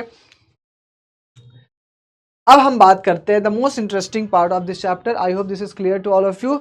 चलिए, अब हम बात करते हैं 2 सोर्सेस ऑफ क्रेडिट। तो अब इसको बहुत ध्यान से समझना कि आप पैसे कहाँ कहाँ से उधार ले सकते हो, क्या क्या सोर्सेस हो सकते हैं पैसे लेने के। अगर आपको पैसे की ज़रूरत है, उधार की ज़रूरत है, तो आप कहाँ कहाँ से पैसे ले या जा सकता है। उसके बेटा 2 मीडियम्स हैं, एक है फॉर्मल तरीके से, एक है इनफॉर्मल तरीके से। तो फॉर्मल तरीके से क्या है बेटा? फॉर्मल तरीके से है आप ये पैसा ले सकते हो, कहाँ से? ये पैसा ले सकते हो आप बैंक से। ठीक है, एंड आप कॉर्पोरेट से। ठीक है, कॉपरेटिव से भी आप पैसे ले सकते हो, बैंक्स एंड कॉपरेटिव से आप ये पैसे ले सकते हो। अब ये जो पैसा आप फॉर्मल सेक्टर से ले रहे हो, ये सुपरवाइज किया जाएगा किसके द्वारा? रिजर्व बैंक ऑफ इंडिया के द्वारा। किसके द्वारा सुपरवाइज किया जाएगा बेटा? Reserve bank of India, that is RBI के द्वारा सुपरवाइज किया जाएगा। इसके बारे में मैं आपसे डिस्कस करता हूँ कि आरबीआई क्या फंक्शन होता है, क्या रोल होता है, किस तरीके से आरबीआई फंक्शन करती है। I will discuss about it. ठीक है, अगर मैं इनफॉर्मल सेक्टर की मैं बात करूं तो किस तरीके से आप पैसे ले सकते हो? आप गए मनी लैंडर के पास, साहूकार के पास, तो आप, एक सोर्स हो गया मनी लैंडर। ठीक है, दूसरा सोर्स हो गया बेटा ट्रेडर हो गया, कोई मर्चेंट हो गया। ठीक है, एम्प्लॉयर हो गया। ठीक है, फ्रेंड्स हो गए, रिलेटिव्स हो गए। ठीक है, तो फ्रेंड्स, रिलेटिव, इन सबसे भी आप पैसे उधार ले सकते हो। ठीक है, लेकिन ये जो यहाँ पर आप लोन ले रहे हो, मनी लैंडर्स है ना, ट्रेडर्स, एम्प्लॉयर्स, ठीक है, तो ये जो भी आप लोन ले रहे हो बेटा, दिस इज नॉट सुपरवाइज्ड, ये कोई सुपरवाइज नहीं किया जा रहा है। ठीक है, this is just a verbal, है ना, वर्बल तरीके से आप पैसे ले रहे हो। There is no formality, there is no documentation, there is no requirement of collateral and all. ये because the person is known to you, because the person आपको जानता है, तो उस पर्सन से आप डायरेक्टली जा करके आप पैसे ले सकते हो। अब इसके कुछ घाटे भी हैं, इसके कुछ फ़ायदे भी हैं, वो चीज़ें हम यहाँ पर देखते हैं। तो let's see the difference between the formal and informal sector of the loan. बहुत ही अच्छे से इन पॉइंट्स को याद कर लीजिएगा। मैं यहाँ पर आपके लिए बना देता हूँ स्टार मार्क। ठीक है, मैं यहाँ पे बना देता हूँ स्टार। भाई स्टार कहाँ से बनेगा? ठीक है, यहाँ से मैं स्टार बना देता हूँ। This is most important topic. ठीक है, this is double star, triple star मैं लगा देता हूँ यहाँ पर, क्योंकि यहाँ से 100% क्वेश्चन पूछा जा सकता है। नाउ सी हियर, बहुत ही ध्यान से समझिए इस चीज़ को कि फॉर्मल सेक्टर सोर्स और इनफॉर्मल सेक्टर के बीच में क्या डिफरेंस होता है। तो सबसे पहले फॉर्मल सेक्टर सोर्स में कौन आता है बेटा? बैंक्स एंड कॉपरेटिव्स आते हैं। कौन आता है? Banks and cooperatives. Banks and cooperatives आते हैं। ठीक है, इसको ले लेते हैं, बैंक्स एंड कॉपरेटिव्स हो गए। तो बैंक्स एंड कोऑपरेटिव, ठीक है। अब इनफॉर्मल सेक्टर में कौन आता है, मैंने आपसे डिस्कस किया money lender, trader, employer, relatives and friends, they comes under the informal source of lending, ठीक है। नाउ अब मैंने आपसे डिस्कस किया कि फॉर्मल सेक्टर में सारी चीजें फॉर्मल तरीके से होती है ना, एक सुपरविजन होता है, डॉक्यूमेंटेशन होता है, एक कोलेट्रल रखाया जाता है आपसे, एक मेथड ऑफ रीपेमेंट डिसाइड किया जाता है, इंटरेस्ट रेट डिसाइड किया जाता है। तो ये सारा का सारा काम कौन सुपरवाइज करता है, मैंने आपसे डिस्कस किया रिजर्व बैंक ऑफ इंडिया। कौन करता है, रिजर्व बैंक ऑफ इंडिया करता है, ठीक है। बट मैंने आपको बोला कि इनफॉर्मल सेक्टर में देयर इज नो ऑर्गेनाइजेशन, कोई ऑर्गेनाइजेशन नहीं है, प्लस, ठीक है, to supervise the credit activities of lenders in the informal sectors, ठीक है। अब जो इंटरेस्ट रेट फॉर्मल सेक्टर के द्वारा दिया जाता है ये काफ़ी ज़्यादा बेटा होता है, लो इंटरेस्ट पे दिया जाता है, ठीक है, इसका इंटरेस्ट इतना ज़्यादा नहीं होता है, ठीक है। वहीं पर जो मनी लैंडर्स के द्वारा या फिर इनफॉर्मल सेक्टर्स के द्वारा दिया जाता है इसका हाई इंटरेस्ट रेट हमें देखने को मिलता है, ठीक है। Then come to the next point, so these sources use written agreements, ठीक है, जो फॉर्मल सोर्स ऑफ सेक्टर होता है बेटा ये रिटेन एग्रीमेंट्स है ना, with disclose the interest rate and charges, ठीक है। तो यहाँ पे सारी की सारी चीज़ें लिखित रूप से दिया जाता है, कि एग्रीमेंट होता है कि आपका ये इंटरेस्ट रेट है, आपका ये कोलेट्रल है, आपका इस तारीख का आप पैसे जमा करोगे आप, ठीक है, और यहाँ पे कितने इंटरेस्ट रेट में जमा करोगे, क्या चार्जेस लगेंगी, ये सारी की सारी चीज़ें डिटेल में डिस्कस किया जाता है, ठीक है। देन यहाँ पर it is just a verbal terms है ना, यहाँ पे वर्बल टर्म्स में दिया जाता है, और यहाँ पर हमें बहुत कम ट्रांसपेरेंसी देखने को मिलती है। ट्रांसपेरेंसी मतलब कि पारदर्शिता, ठीक है। उसने बोला कि आज 10% में आप मैं तुम्हें दूंगा, कल को बदल गया 50%, कोई सुपरवाइजर तो है नहीं, किसी के सामने तो दिया नहीं, ठीक है। तो ये एक मतलब कि वो अपनी बातों से भी पलट सकते हैं ना, क्योंकि कहीं पर ये लिखा थोड़ी ना है कि आप इतने परसेंट में ही दोगे, तो ये एक प्रॉब्लम हमें देखने को मिलती है। तीसरी चीज़ यहाँ पर ये स्टैंडर्डाइज्ड इंटरेस्ट होता है, डॉक्यूमेंटेशन, ये सारी चीज़ें होते हैं। There is a standardized interest but informal set their own terms. अब इनफॉर्मल्स में लोग अपने टर्म्स में पैसे देते हैं, तो किसी से 50% तक भी इंटरेस्ट लिया जाता है, किसी से 40, किसी से 30, तो अलग अलग इंटरेस्ट रेट में पैसे दिए जाते हैं। I hope this is clear, समझ में आ रहा है आप सभी को। कमेंट बॉक्स में यस और नो कर दीजिए प्लीज़। अगर आपको अभी तक मेरी बात समझ में आ रही है तो कमेंट बॉक्स में आप येस और नो कोई एमोजी बना दो भाई, ठीक है, मोटिवेशन बढ़ता है पढ़ाने के लिए। तो कुछ थैंक यू बेटा, thank you Rishabh, thank you बेटा, थैंक यू। चलिए आपको समझ में तो आ रहा है, ठीक है। तो इसको बहुत ही अच्छे से पढ़ लेना, बिकॉज यहाँ से बहुत सारे क्वेश्चंस पूछे गए हैं आपसे, ठीक है, फॉर्मल एंड इनफॉर्मल सेक्टर्स में। और देखो यार, मेरा तो काम ये है कि मैं आपको समझा दूँ, आपको बता दूँ चीज़ों को कैसे पढ़ना है, क्या इंपॉर्टेंट है क्या इंपॉर्टेंट नहीं है। ये आपका काम है कि उस चीज़ को आप घर जाके के रिवाइज करो, उसको बार बार रिकॉल करो, ठीक है, तब जाकर के चीज़ें याद होती हैं। सोशल साइंस में बहुत इजी सब्जेक्ट होता है, बस आपको यहाँ पे कीवर्ड्स को अच्छे से ध्यान से समझना होता है कि मनी लैंडर्स क्या हो गया, ठीक है, यहाँ पर आरबीआई क्या होता है। तो ये बेसिक चीज़ें आपको समझनी पड़ती है ध्यान से, ठीक है। बाकी चीज़ें बहुत ईजी होती है, you just need to go into the concept, ठीक है। बाकी आप इसको अपने वर्ड्स में फ्रेम कर सकते हो, ऐसा नहीं होता कि जो भी लिखा गया है, जो लाइन लिखी गई उसी लाइन को आप एग्जैक्ट वैसा लिखोगे। आप अपने वर्ड्स में भी लिख सकते हो, लेकिन हाँ, जो क्वेश्चन पूछा गया है उस क्वेश्चन की डिमांड को फुलफिल करते हुए आपको आंसर लिखना है, ना ज़्यादा ना कम, ठीक है। जितना पूछा गया है उतना ही लिखना है, ठीक है। तो इस तरीके से आप अच्छे मार्क्स ला सकते हो, और ज़्यादा डिफिकल्ट काम नहीं है, ठीक है, बस आपको चीज़ों को अच्छे से समझना है, ठीक है।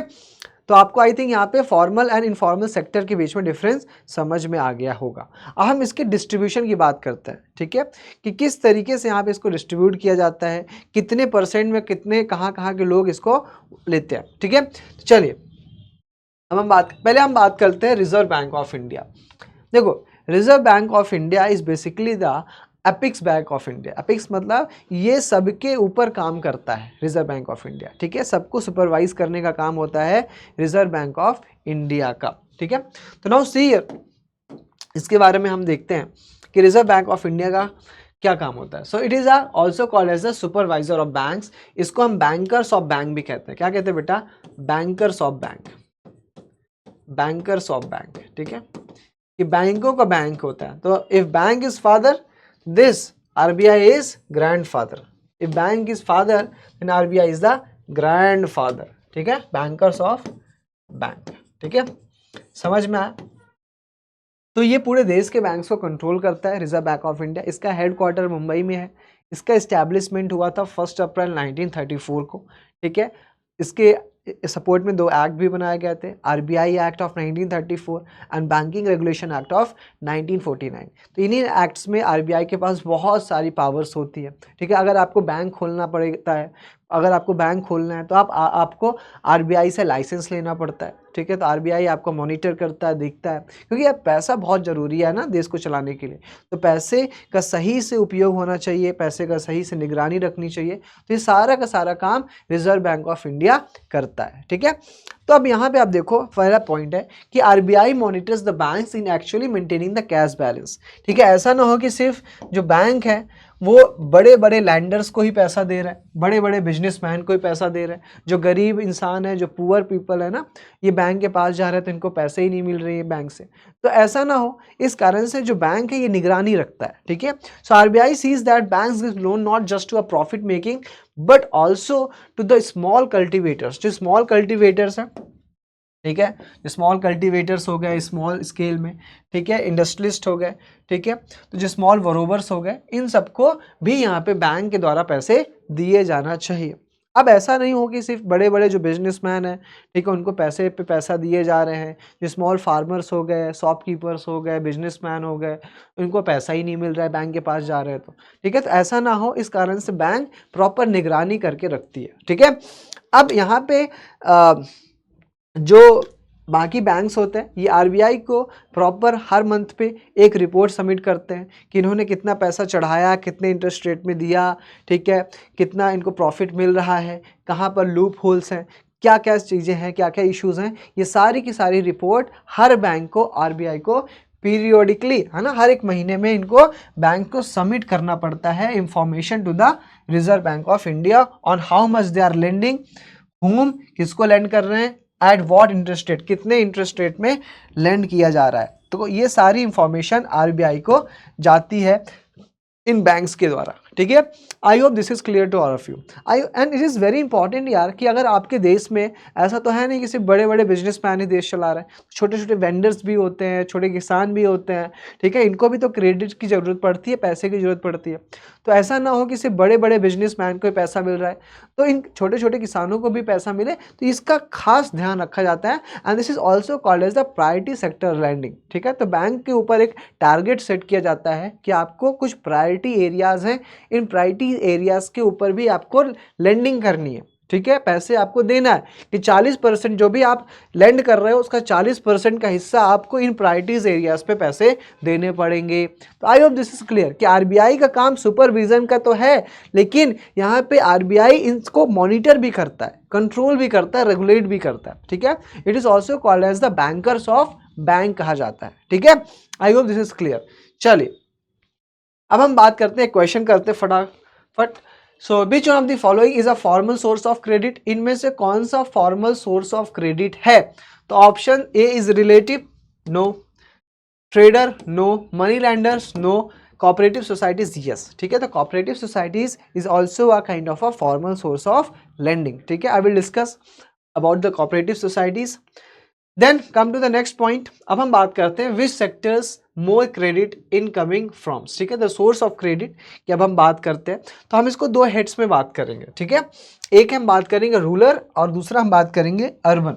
सबसे पहले हम बात करते हैं रूरल एरिया में, ठीक है। सबसे पहले हम बात करते हैं रूरल एरियाज में जो सोर्स ऑफ क्रेडिट है वो कहाँ से पैसे लेते हैं, जो मोस्टली जो रूरल एरियाज में लोग होते हैं। अब मोस्टली जो रूरल एरियाज में लोग होते हैं वो फार्मर होते हैं, किसान होते हैं, जिनके पास इतनी स्किल, इतनी नॉलेज, इतना इंफॉर्मेशन नहीं होता है कि वो बैंक से जाकर के पैसे ले सके। तो इनका मोस्टली जो सोर्स ऑफ लेंडिंग, जो सोर्स ऑफ बोरोइंग होता है वो कौन होता है बेटा, आप देख सकते हो, money lenders. Money lenders is the major source of borrowing, that is 33%, ठीक है। Then come to the next point. Then there is a commercial bank 25% है, कोऑपरेटिव सोसाइटीज बैंक 25% है, ठीक है। फिर आप देख सकते हो अदर इंस्टीट्यूशन एजेंसीज से 5% हो गया, लैंडलॉर्ड से 1% है, ठीक है, other institution agencies 2% and the government 1%, ठीक है। तो सबसे ज़्यादा आप देख रहे हो कि मनी लेंडर से यहाँ पे पैसे एज अ बोरोइंग किया जाता है। अब ऐसा क्यों है, वाई दैट जो पुअर रूरल हाउस होल्ड है ये मोस्टली पैसा ये मनी लेंडर से ही क्यों लेते हैं, उसके पीछे का क्या रीज़न है, समझो इसके पीछे का क्या रीज़न है। It is because of banks are not present everywhere. तो सबसे पहली प्रॉब्लम क्या है कि भैया बैंक्स ही नहीं है, इट इज़ नॉट एक्सेसिबल नहीं है, बैंक्स आर नॉट एक्सेसिबल, ठीक है, हर जगह हमें बैंक्स देखने को नहीं मिल रहे हैं, ठीक है। दूसरा पॉइंट क्या है, banks loan are required proper documents and collaterals. तो बैंक्स को जब भी यहाँ पे लोन दिया जाता है बैंक के द्वारा तो प्रॉपर डॉक्यूमेंट चाहिए होता है बैंक को, ठीक है, एक प्रॉपर कोलेट्रल चाहिए, और कई सारे ऐसे किसान होते हैं जिनके पास कोलेट्रल नहीं होता है, ठीक है। तो इस कारण से जो बेचारे गरीब किसान होते हैं ये कहाँ पर जाते हैं, मनी लैंडर्स के पास जाते हैं और इनसे पैसे लेते हैं, और मनी लैंडर्स इनको क्या करते हैं, दे एक्सप्लॉइट, ठीक है, एक्सप्लॉइट करते हैं बाद में फिर, ठीक है। सो यहाँ पर नोट करने की बात क्या है, in the absence of collateral is one of the major reasons, ठीक है। अब बहुत सारे छोटे छोटे किसान ऐसे ना इनके पास कोलेट्रल नहीं होता है, जिस कारण से ये बैंक का जो पैसा है ये बैंक का पैसा नहीं ले पाते हैं, ठीक है। तो I hope this is clear कि सबसे पहला क्या कि बैंक प्रेजेंट नहीं है, दूसरा बैंक्स में प्रॉपर डॉक्यूमेंटेशन एंड कोलेट्रल लेते हैं, और कोलेट्रल की जो इश्यूज़ के कारण जो किसान होते हैं, जो रूरल हाउस होल्ड में जो पुअर पीपल होते हैं ये मनी लैंडर से लोन लेना प्रेफर करते हैं, बिकॉज मनी लैंडर उनको जानता है, ठीक है, और उनको कोई डॉक्यूमेंटेशन कोई इश्यूज़ नहीं होगा, और जब इनको लोन चाहिए तभी इनको लोन मिल जाता है, ठीक है। अब बैंक में जाते हैं तो आपको एक टाइम लगता है, ड्यूरेशन लगता है, ठीक है, तब जाकर के आपको लोन मिलता है, और इसके पीछे बहुत सारी डॉक्यूमेंटेशन प्रोसेस की जाती है। अगर कोई डॉक्यूमेंट आपके पास नहीं है तो पहले आप वो डॉक्यूमेंट्स बनाओ, फिर उसको बनाने के लिए समय लगता है, फिर जब जाकर के बैंक आपको लोन सैंक्शन करता है। तो इससे अच्छा है कि आप मनी लैंडर्स के पास चले जाओ, ठीक है, उनको आसान पड़ता है, ठीक है। बट मनी लैंडर्स इसका गलत फ़ायदा उठाते हैं, जिसके कारण यहाँ पे जो बोरोवर्स है उसको बहुत सारी प्रॉब्लम फेस करनी पड़ती है। I hope this is clear to all of you, ठीक है। So this slide is clear, comment कर दीजिए यस और नो, ठीक है, okay fine fine, thank you. चलिए इधर देखते हैं, अब हम बात करते हैं urban source of credit. Urban regions में सोर्स ऑफ क्रेडिट क्या होता है, बहुत ही अच्छे से समझिए इस चीज़ को कि ये जो ब्लू कलर है ये रिप्रेजेंट कर रहा है फॉर्मल सेक्टर्स को, ठीक है, और जो ऑरेंज कलर है वो रिप्रेजेंट कर रहा है इनफॉर्मल सेक्टर को, ठीक है। फॉर्मल सेक्टर को रिप्रेजेंट कर रहा है ब्लू वाली लाइन, और ऑरेंज वाली जो कलर है, ठीक है, ये रिप्रेजेंट कर रहा है इनफॉर्मल सेक्टर। सबसे पहले हम बात करते हैं पुअर हाउस होल्ड्स की। जो पुअर हाउस होल्ड्स है इसका कितने परसेंट है बेटा, 54%। कितने परसेंट है, 54%। कहाँ से आ रहा है बेटा, इनफॉर्मल से। कहाँ से आ रहा है, इट कम्स फ्रॉम इनफॉर्मल, ठीक है, मैं यहाँ से ऐसा लिख देता हूँ। और 46% कहाँ से आ रहा है, 46% कम फ्रॉम द फॉर्मल, ठीक है, सिर्फ 46% फॉर्मल से आ रहा है। अब वहीं पर house hold with the few assets, ऐसे हाउस होल्ड जिनके पास ज़्यादा एसेट नहीं है, 38% come from the formal and 62% comes from the, sorry, 38% come from the informal and 62% come from the formal sector, ठीक है। जिन वेल ऑफ हाउस होल्ड, जो well of house hold है, ठीक है, अच्छे घर के हैं, मतलब अच्छा खासा इनके पास पैसा है, तो इनका बेटा 27% कम फ्रॉम द इनफॉर्मल। सिर्फ 27% आ रहा है इनफॉर्मल से, बाकी का 73% जो ये पैसे ले रहे हैं उधार, कहाँ से ले रहे हैं बेटा, फॉर्मल सेक्टर से पैसे ले रहे हैं। अब वहीं पे अगर मैं रिच हाउस होल्ड्स की बात करूँ, ठीक है, तो इनका मात्र 17%, ओनली 17%, ये कहाँ से आ रहा पैसा इनका, इनका आ रहा है बेटा that is from the informal. बाकी का जो 83% है, बाकी का जो 83% है वो कहाँ से आ रहा है, फॉर्मल से आ रहा है। तो सी द गैप, यहाँ पे आप गैप देख सकते हो। अगर मैं बात करूँ poor house hold, poor house hold, poor house hold की मैं बात करूँ, अगर मैं पुअर हाउस होल्ड की बात कर रहा हूँ यहाँ पे ध्यान से देखिएगा, जो पुअर हाउस होल्ड है इनका जो फॉर्मल से आ रहा है, फॉर्मल से कितने परसेंट आ रहा है? फॉर्मल से आ रहा है बेटा ओनली 46%, मात्र 46% आ रहा है। इनफॉर्मल से कितने परसेंट आ रहा है? इनफॉर्मल से आ रहा है बेटा दैट इज 54%। कितने परसेंट आ रहा है? 54% आ रहा है इनफॉर्मल से, ठीक है। वहीं पर अगर मैं रिच हाउस होल्ड की बात करूं, रिच हाउस होल्ड की बात करूं तो यहां पर इनको कितना आ रहा है? फॉर्मल से कितने परसेंट ले रहे हैं? फॉर्मल से 83% और इनफॉर्मल से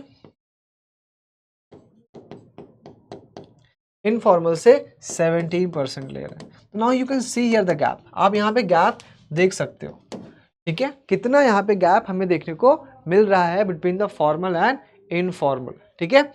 सो this is one of the issues and problems यहाँ पर ये फेस कर रहे हैं, ठीक है।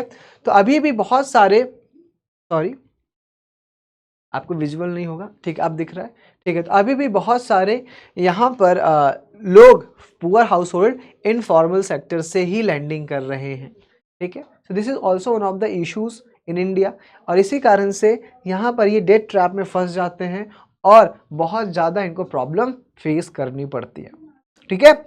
I hope this is clear. चलिए अब हम यहाँ पे बात करेंगे, यहाँ से एक क्वेश्चन उठता है कि why banks and cooperative societies need to lend more.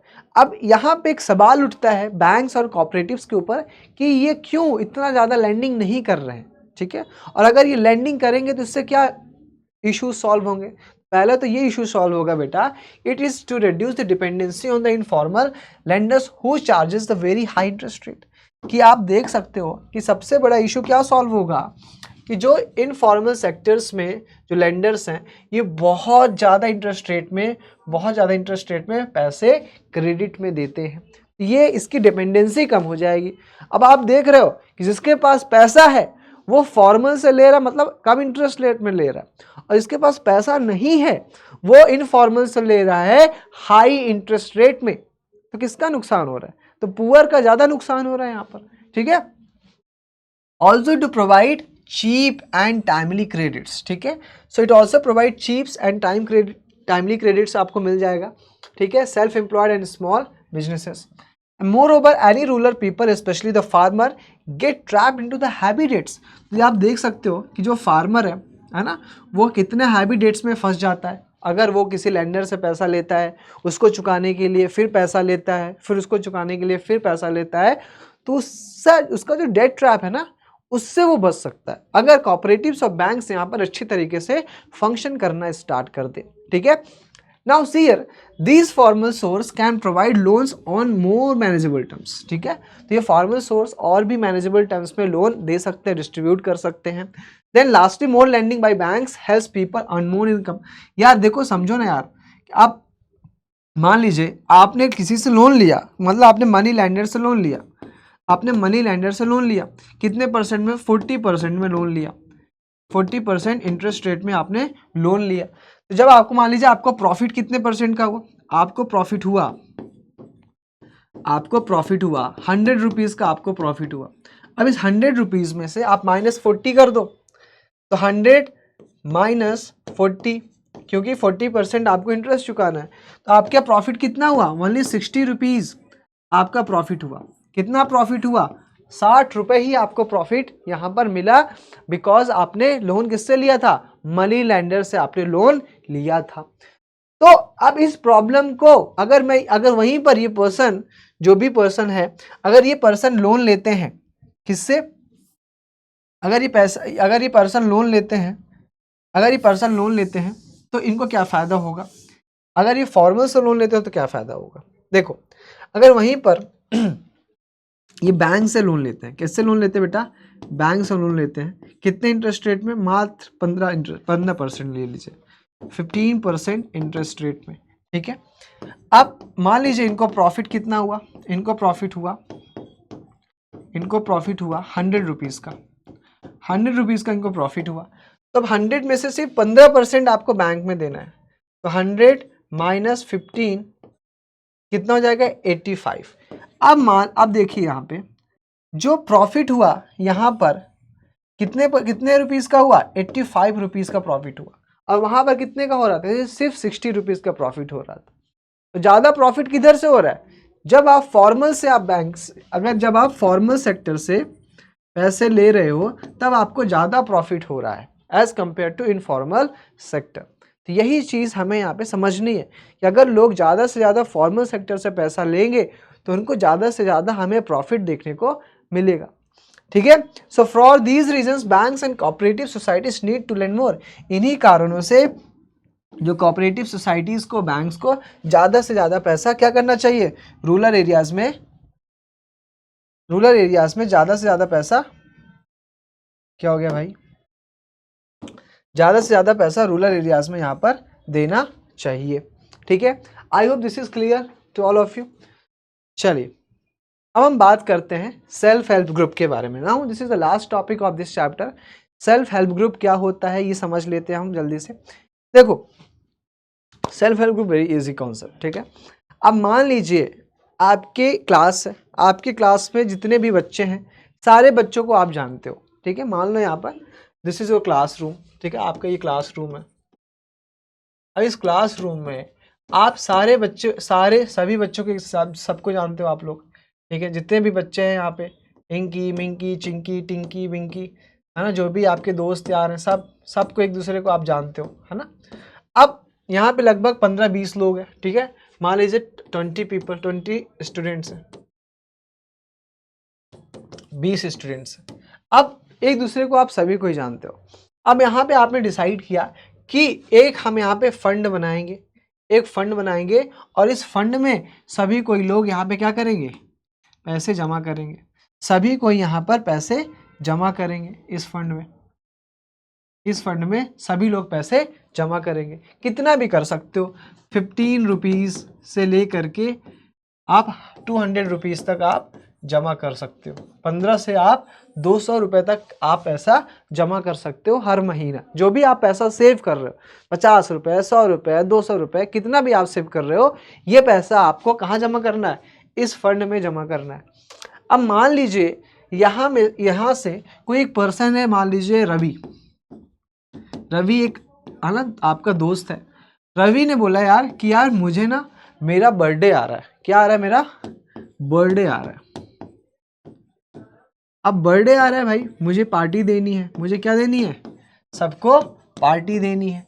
अब पार्टी देने के लिए क्या चाहिए, पैसा चाहिए। पार्टी देने के लिए पैसा चाहिए। मेरे पास तो पैसा है ही नहीं इतना सारा, है ना।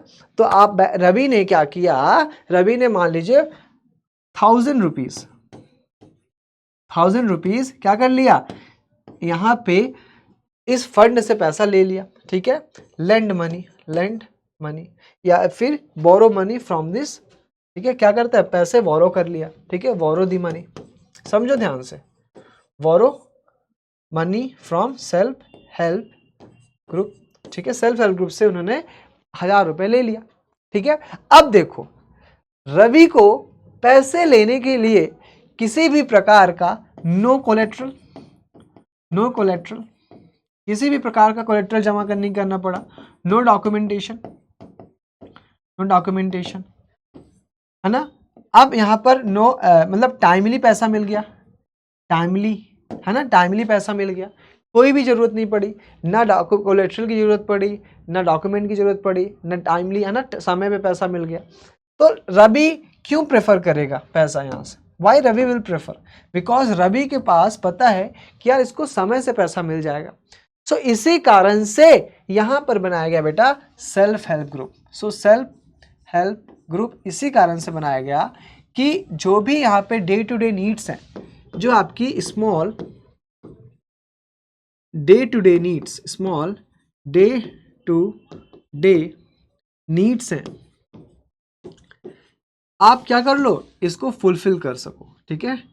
इसको आप फुलफिल कर सको। आपको किसी बैंक के पास, किसी के पास जाने की जरूरत ना पड़े। आप आपस में ही पैसे लेकर के उसको दे दो। अब 1000 रुपये है, इस 1000 रुपये पे इंटरेस्ट रेट पे भी लो इंटरेस्ट रेट, एक और भी पॉइंट लिख लो इस पे आप, लो इंटरेस्ट रेट। तो इंटरेस्ट रेट होगा वो काफ़ी ज़्यादा कम होगा। ऐसा तो नहीं होगा बहुत ज़्यादा इंटरेस्ट रेट चार्ज कर रहे हैं, तो काफ़ी कम इंटरेस्ट रेट पे यहाँ पे इनको पैसा मिल गया।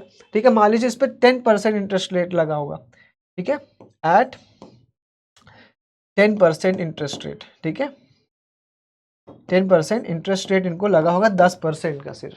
ठीक है, तो अब आप देख सकते हो कि कितने आसानी से रवि की बर्थडे पार्टी के लिए यहाँ पे 1000 रुपए का लोन सिर्फ 10% इंटरेस्ट रेट में मिल गया, जो कि अगर ये बैंक जाते तो उनको 15% देना पड़ता। ठीक है, तो रवि का काम भी हो गया और बर्थडे भी सेलिब्रेट हो गया और यहाँ पे ये पैसा रवि को आसानी से मिल गया। सो इस कारण से बेटा बनाया गया है self help group. I hope this slide is clear to all of you. ये सारी चीजें आपको समझ में आ गई होंगी। ठीक है, समझ में आया? चलिए आगे बढ़ते हैं। नाउ सी हियर, तो self help group is typically has a 15 to 20 members. कितने मेंबर्स होते हैं बेटा इसमें? कितने मेंबर्स होते हैं? लगभग यहाँ पे 15 से 20 मेंबर्स होते हैं। ठीक है, 15 to 20 मेंबर्स होते हैं, usually belonging to one neighbouring hoods, है ना। ये आपस में नेबरहुड के लोग होते हैं, एक दूसरे को जानते हैं, इनके बीच में देयर इज अ ट्रस्ट। ठीक है, इनके बीच में देयर इज अ ट्रस्ट होता है, ट्रस्ट होता है, विश्वास होता है, एक दूसरे को जानते हैं, है ना।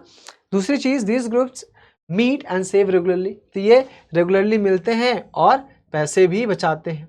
ठीक है, अब यहाँ पर ऐसा नहीं है कि आपको एक पर्टिकुलर अमाउंट भी देना पड़ेगा, तो saving per members varies from 20 to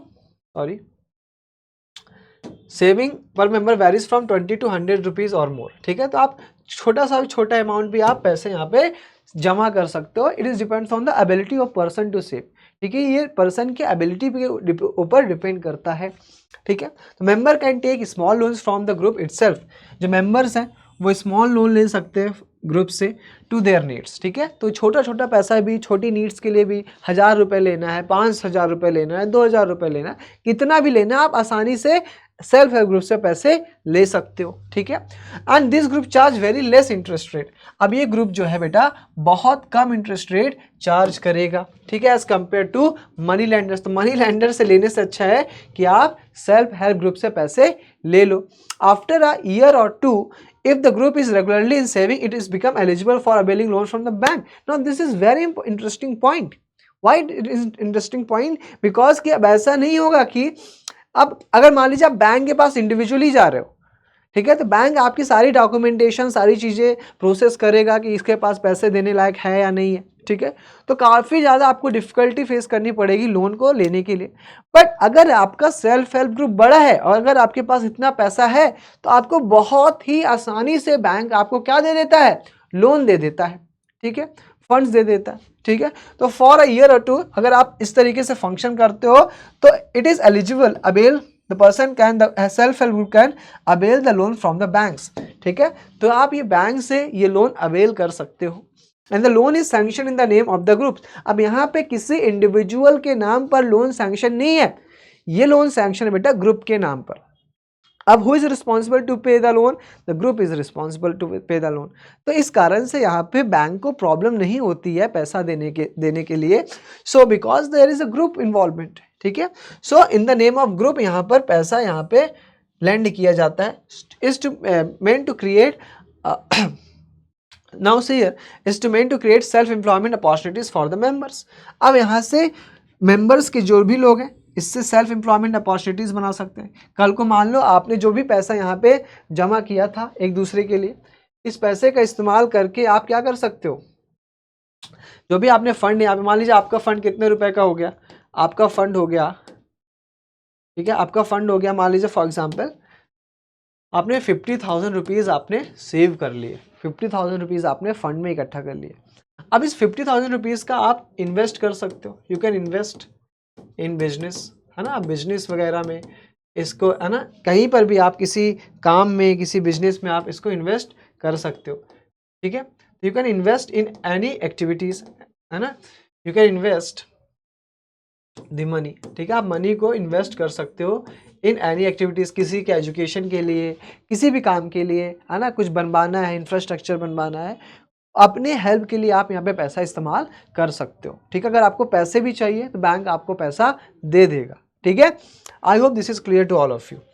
चलिए, तो बहुत ही इंपॉर्टेंट, मैं यहाँ पे स्टार मार्क कर देता हूँ, महा इंपॉर्टेंट क्वेश्चन है बेटा, this is very important question. ठीक है, बहुत ही ज़्यादा इंपॉर्टेंट है, इसको अच्छे से याद कर लेना। मैं 5 स्टार दे देता हूँ, 1 2 3 4 5 6 स्टार दे दिया मैंने, ठीक है। तो ये बहुत इंपॉर्टेंट क्वेश्चन है, सेल्फ हेल्प ग्रुप्स, यहाँ से बहुत सारे क्वेश्चंस पूछ लिए जाते हैं, ठीक है। तो सारे पॉइंट्स आपको याद होने चाहिए, मैं आपको क्वेश्चंस भी दिखाऊंगा। नाउ सी हियर, इसके क्या फीचर्स है, मैंने अभी आपसे डिस्कस किया इसके फीचर्स, क्या क्या फीचर्स हैं इसके। देखो सबसे पहला फीचर है, तो most of the important decision regarding the saving and loan activities are taken by the group members.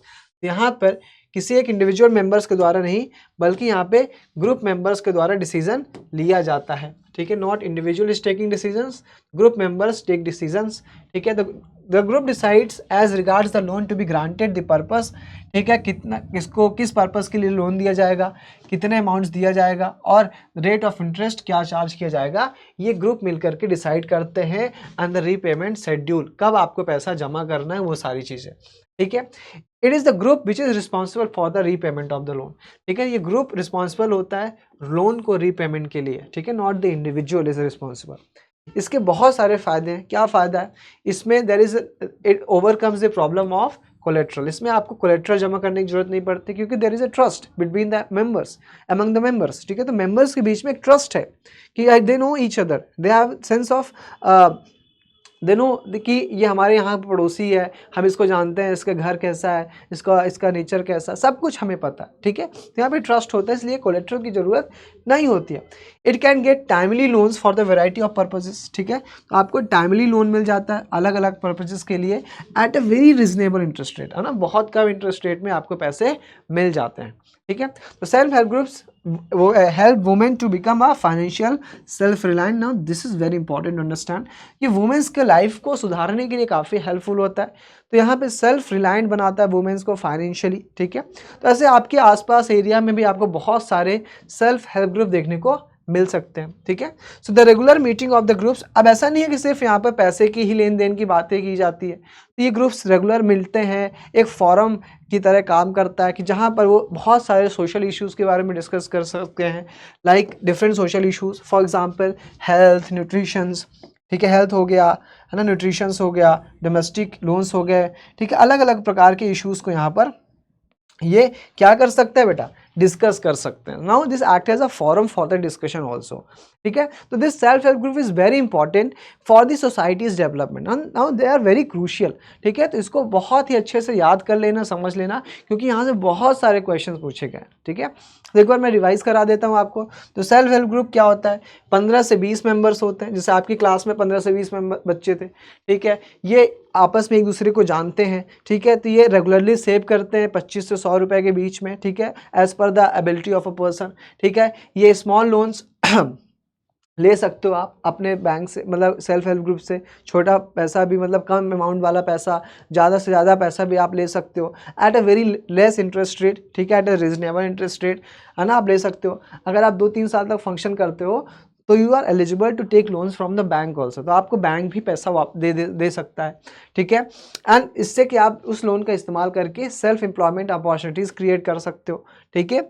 ये चीज़ें याद रखिएगा। इसके एडवांटेजेस मैंने आपको बता दिया, क्या एडवांटेज, जैसे कोलेट्रल नहीं देना पड़ेगा, टाइमली आपको लोन मिल जाएगा लेस इंटरेस्ट रेट में, है ना, यहाँ पे फाइनेंशियली सेल्फ रिलायंट बनाता है वुमेन्स को, और ये एक फोरम की तरह एक्ट करता है for the discussion between the womens, है ना, for the different social issues like family issues, है ना, हेल्थ इशूज़, है ना, domestic violence and all. So this can easily tackle by this forum, ठीक है। तो ये काफ़ी एक अच्छा सेल्फ रिलायंट मूवमेंट है ना, एक सेल्फ हेल्प ग्रुप, जिसको आप में, मतलब कि आप सोचो यार कि अगर आपस में लोग यहाँ पे प्रॉब्लम्स को सॉल्व कर लेंगे तो ये गवर्नमेंट के ऊपर बर्डन भी तो नहीं जाएगा, गवर्नमेंट और एक्टिविटीज़ में अच्छे से काम कर लेगी, बैंक्स उस पैसे को और अच्छे तरीके से लोगों को दे पाएगा, ठीक है। तो ये काफ़ी अच्छा एक इनिशिएटिव है सेल्फ हेल्प ग्रुप का, ठीक है। चलिए अब आप देख सकते हो, दिस इज द इमेज, ठीक है। ये इमेज है कहाँ की बेटा, गुजरात की। तो यहाँ पे एक वुमेन्स की मीटिंग हो रही है गुजरात में, ठीक है। तो ये सारी वुमेन्स हैं, है ना, यहाँ पे डिस्कस कर रही हैं, है ना। तो इस तरीके से सेल्फ हेल्प ग्रुप फंक्शन किया जाता है। ये आपकी एनसीईआरटी की पिक्चर है। चलिए एक लास्ट टॉपिक डिस्कस करते हैं, ग्रामीण बैंक। बहुत अच्छा इनिशिएटिव था, बांग्लादेश से ये इनिशिएटिव लाया गया, इसको हमने अपने देश में भी इनकॉर्पोरेट किया है, कॉपी किया है, और बहुत ही अच्छी इनिशिएटिव था। इस इनिशिएटिव में क्या था बेटा कि देखो फॉर्मल बैंक्स तो बहुत सारी जगह पर है, ठीक है। तो हमने यहाँ पे क्या किया, तो Grameen banks of Bangladesh is one of the biggest success stories in the reaching the poors to the meet their credit needs, ठीक है। जो गरीब लोग हैं ना, जिनको काफ़ी ज़्यादा पैसे की ज़रूरत पड़ती थी, उनके नीड्स को बहुत ही अच्छे तरीके से ये फुलफिल करता है by giving them reasonable cost, बहुत कम मिनिमम। जैसे आप कहाँ जाते हो, जैसे आप फेयर शॉप्स में जाते हो, राशन शॉप्स में, 1 रुपये में आपको चावल, 1 रुपये में आपको है ना दाल मिल जाती है, 5 रुपये में आपको चीनी मिल जाती है। उसी प्रकार से जो poorest of poor section of the society है, वो भी आसानी से ग्रामीण बैंक में, मतलब विलेज लेवल पे वो जा कर के लोन सैंक्शंस कर सकते हैं, लोन ले सकते हैं, ठीक है। तो at a very reasonable rates, ठीक है। ये स्टार्ट हुआ था बेटा 1970s में एज ए स्मॉल प्रोजेक्ट, ठीक है। एंड द ग्रामीण banks in 2018 had over 9 millions members. कितने मिलियंस मेंबर्स है बेटा? लगभग 90 लाख मेंबर्स है, 9 मिलियंस मेंबर्स है in about 81,600 village spread across the Bangladesh. तो बांग्लादेश में लगभग आज प्रेजेंट टाइम में 81,600 विलेजेस में हमें यहाँ पर ग्रामीण बैंक देखने को मिलता है, जिस पे लगभग 99 मिलियन पीपल यहाँ से इससे जुड़े हुए हैं। Now it does not only helps only man और the farmer, it also has women, ठीक है। वुमेन्स की काफ़ी ज़्यादा मदद करता है, ठीक है, who are belongs to the poorest section of the society, and these borrowers have proved that not only the poor women reliable borrowers but मतलब कि इस चीज़ से हमें ये पता चलता है कि वुमेन्स ऐसा नहीं है कि वो पैसे नहीं वापस करती या फिर वो पैसे नहीं दे पाते। पुअरेस्ट जो सेक्शन ऑफ द लोग हैं वो पैसा टाइमली देते हैं बेटा। ऐसा नहीं है कि वो पैसा ले लिया तो फिर रीपेमेंट नहीं कर पा रहे, तो ये प्रॉपर तरीके से पैसे लेते हैं और they are the reliable borrower होता है, ठीक है। But they can start and run their variety of small income generated activities such as successfully, ठीक है। तो ये अच्छे तरीके से अपनी बिजनेस रन कर सकते हैं। जैसे कोई सिलाई बुनाई वाला काम है, किसी को सिलाई आती है, उसको मशीन खरीदनी है तो मशीन खरीद सकता है पैसे लेकर के।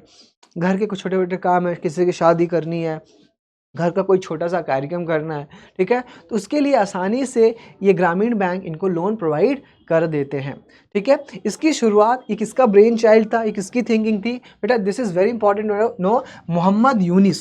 Mohammad Yunus is very important name of very important person. इनको बेटा नोबेल प्राइज़ भी मिला था फॉर पीस, ठीक है।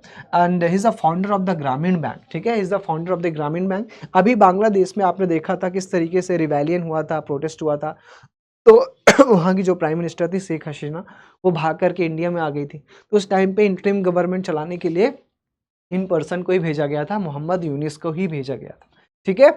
I hope this is clear. आज मेरा स्वास्थ्य थोड़ा ठीक नहीं है, इस कारण से मेरी वॉइस थोड़ा आपको लो सुनाई दे रही होगी and I am trying to recover myself, ठीक है। तो this is the Grameen bank of Bangladesh, ठीक है। चलिए एक बार हम क्वेश्चंस देख लेते हैं कि जो मैंने आपसे डिस्कस किया था कि बहुत सारे क्वेश्चंस पूछे गए हैं सेल्फ हेल्प ग्रुप के ऊपर। तो ये एज अ प्रैक्टिस क्वेश्चन मैं आपको दे रहा हूँ। इन क्वेश्चंस को आपको पढ़ना है और इनके आंसर्स आपको लिखना है। एक चीज़ याद रखना, इनका आंसर सेम है, questions can be asked in a different manner, ठीक है। तो अलग अलग प्रकार से क्वेश्चंस पूछे जा सकते हैं, बट ये इनका आंसर सेम है। तो आप देख सकते हो CBSE एग्जाम्स में बहुत कई बार ये क्वेश्चंस पूछे गए। 2022 में, 2023 में, 2020 में 5 मार्क का क्वेश्चन पूछा गया, 3 मार्क्स का, ठीक है, 5 मार्क्स का, ठीक है। तो this is very important topic self help group, इसको अच्छे से प्रिपेयर कर लीजिएगा। एंड आई होप मैंने आपको मनी एंड क्रेडिट बहुत अच्छे से समझा दिया होगा, ठीक है। और बस ऐसे ही पढ़ते रहिए आराम से, है ना, चीज़ों को समझते रहिए। अगर कोई डाउट हो तो आप कमेंट बॉक्स कर सकते हो, आप डाउट सेशन में वो चीज़ें पूछ सकते हो, ठीक है। एंड इसी तरीके से समझेंगे, हम पढ़ेंगे, क्वेश्चन सॉल्व करेंगे। देखो यार, पढ़ाई तो सभी कर रहे हैं, लेकिन एग्ज़ाम ओरिएंटेड पढ़ाई, ये मैं आपको बता रहा हूँ, ये मैं आपको अच्छे से कराऊंगा कि जो एग्ज़ाम में आपसे पूछा जा रहा है आप उस पर ज़्यादा फोकस करो, ठीक है। बाकी अदर चीज़ों को मतलब कि फोकस सभी चीज़ पे करना है, लेकिन एग्ज़ाम ओरिएंटेड चीज़ें हमें ज़्यादा समझनी है, ठीक है। तो इस तरीके से हम पढ़ाई करेंगे, समझेंगे इस चीज़ को। एंड अगर आप इन लेक्चर्स को आप बेनिफिट उठा रहे हो तो प्लीज़ आप ज़रूर से अच्छी रेटिंग करिए और ऐसे ही और लेक्चर लाने की कोशिश रहेगी मेरी, ताकि आपको आसान भाषा में बहुत अच्छा कंटेंट मिल सके, बहुत अच्छे क्वेश्चंस आपसे डिस्कस किया जा सके, ठीक है। तब तक के लिए जय हिंद, जय Bharat, take care, good bye.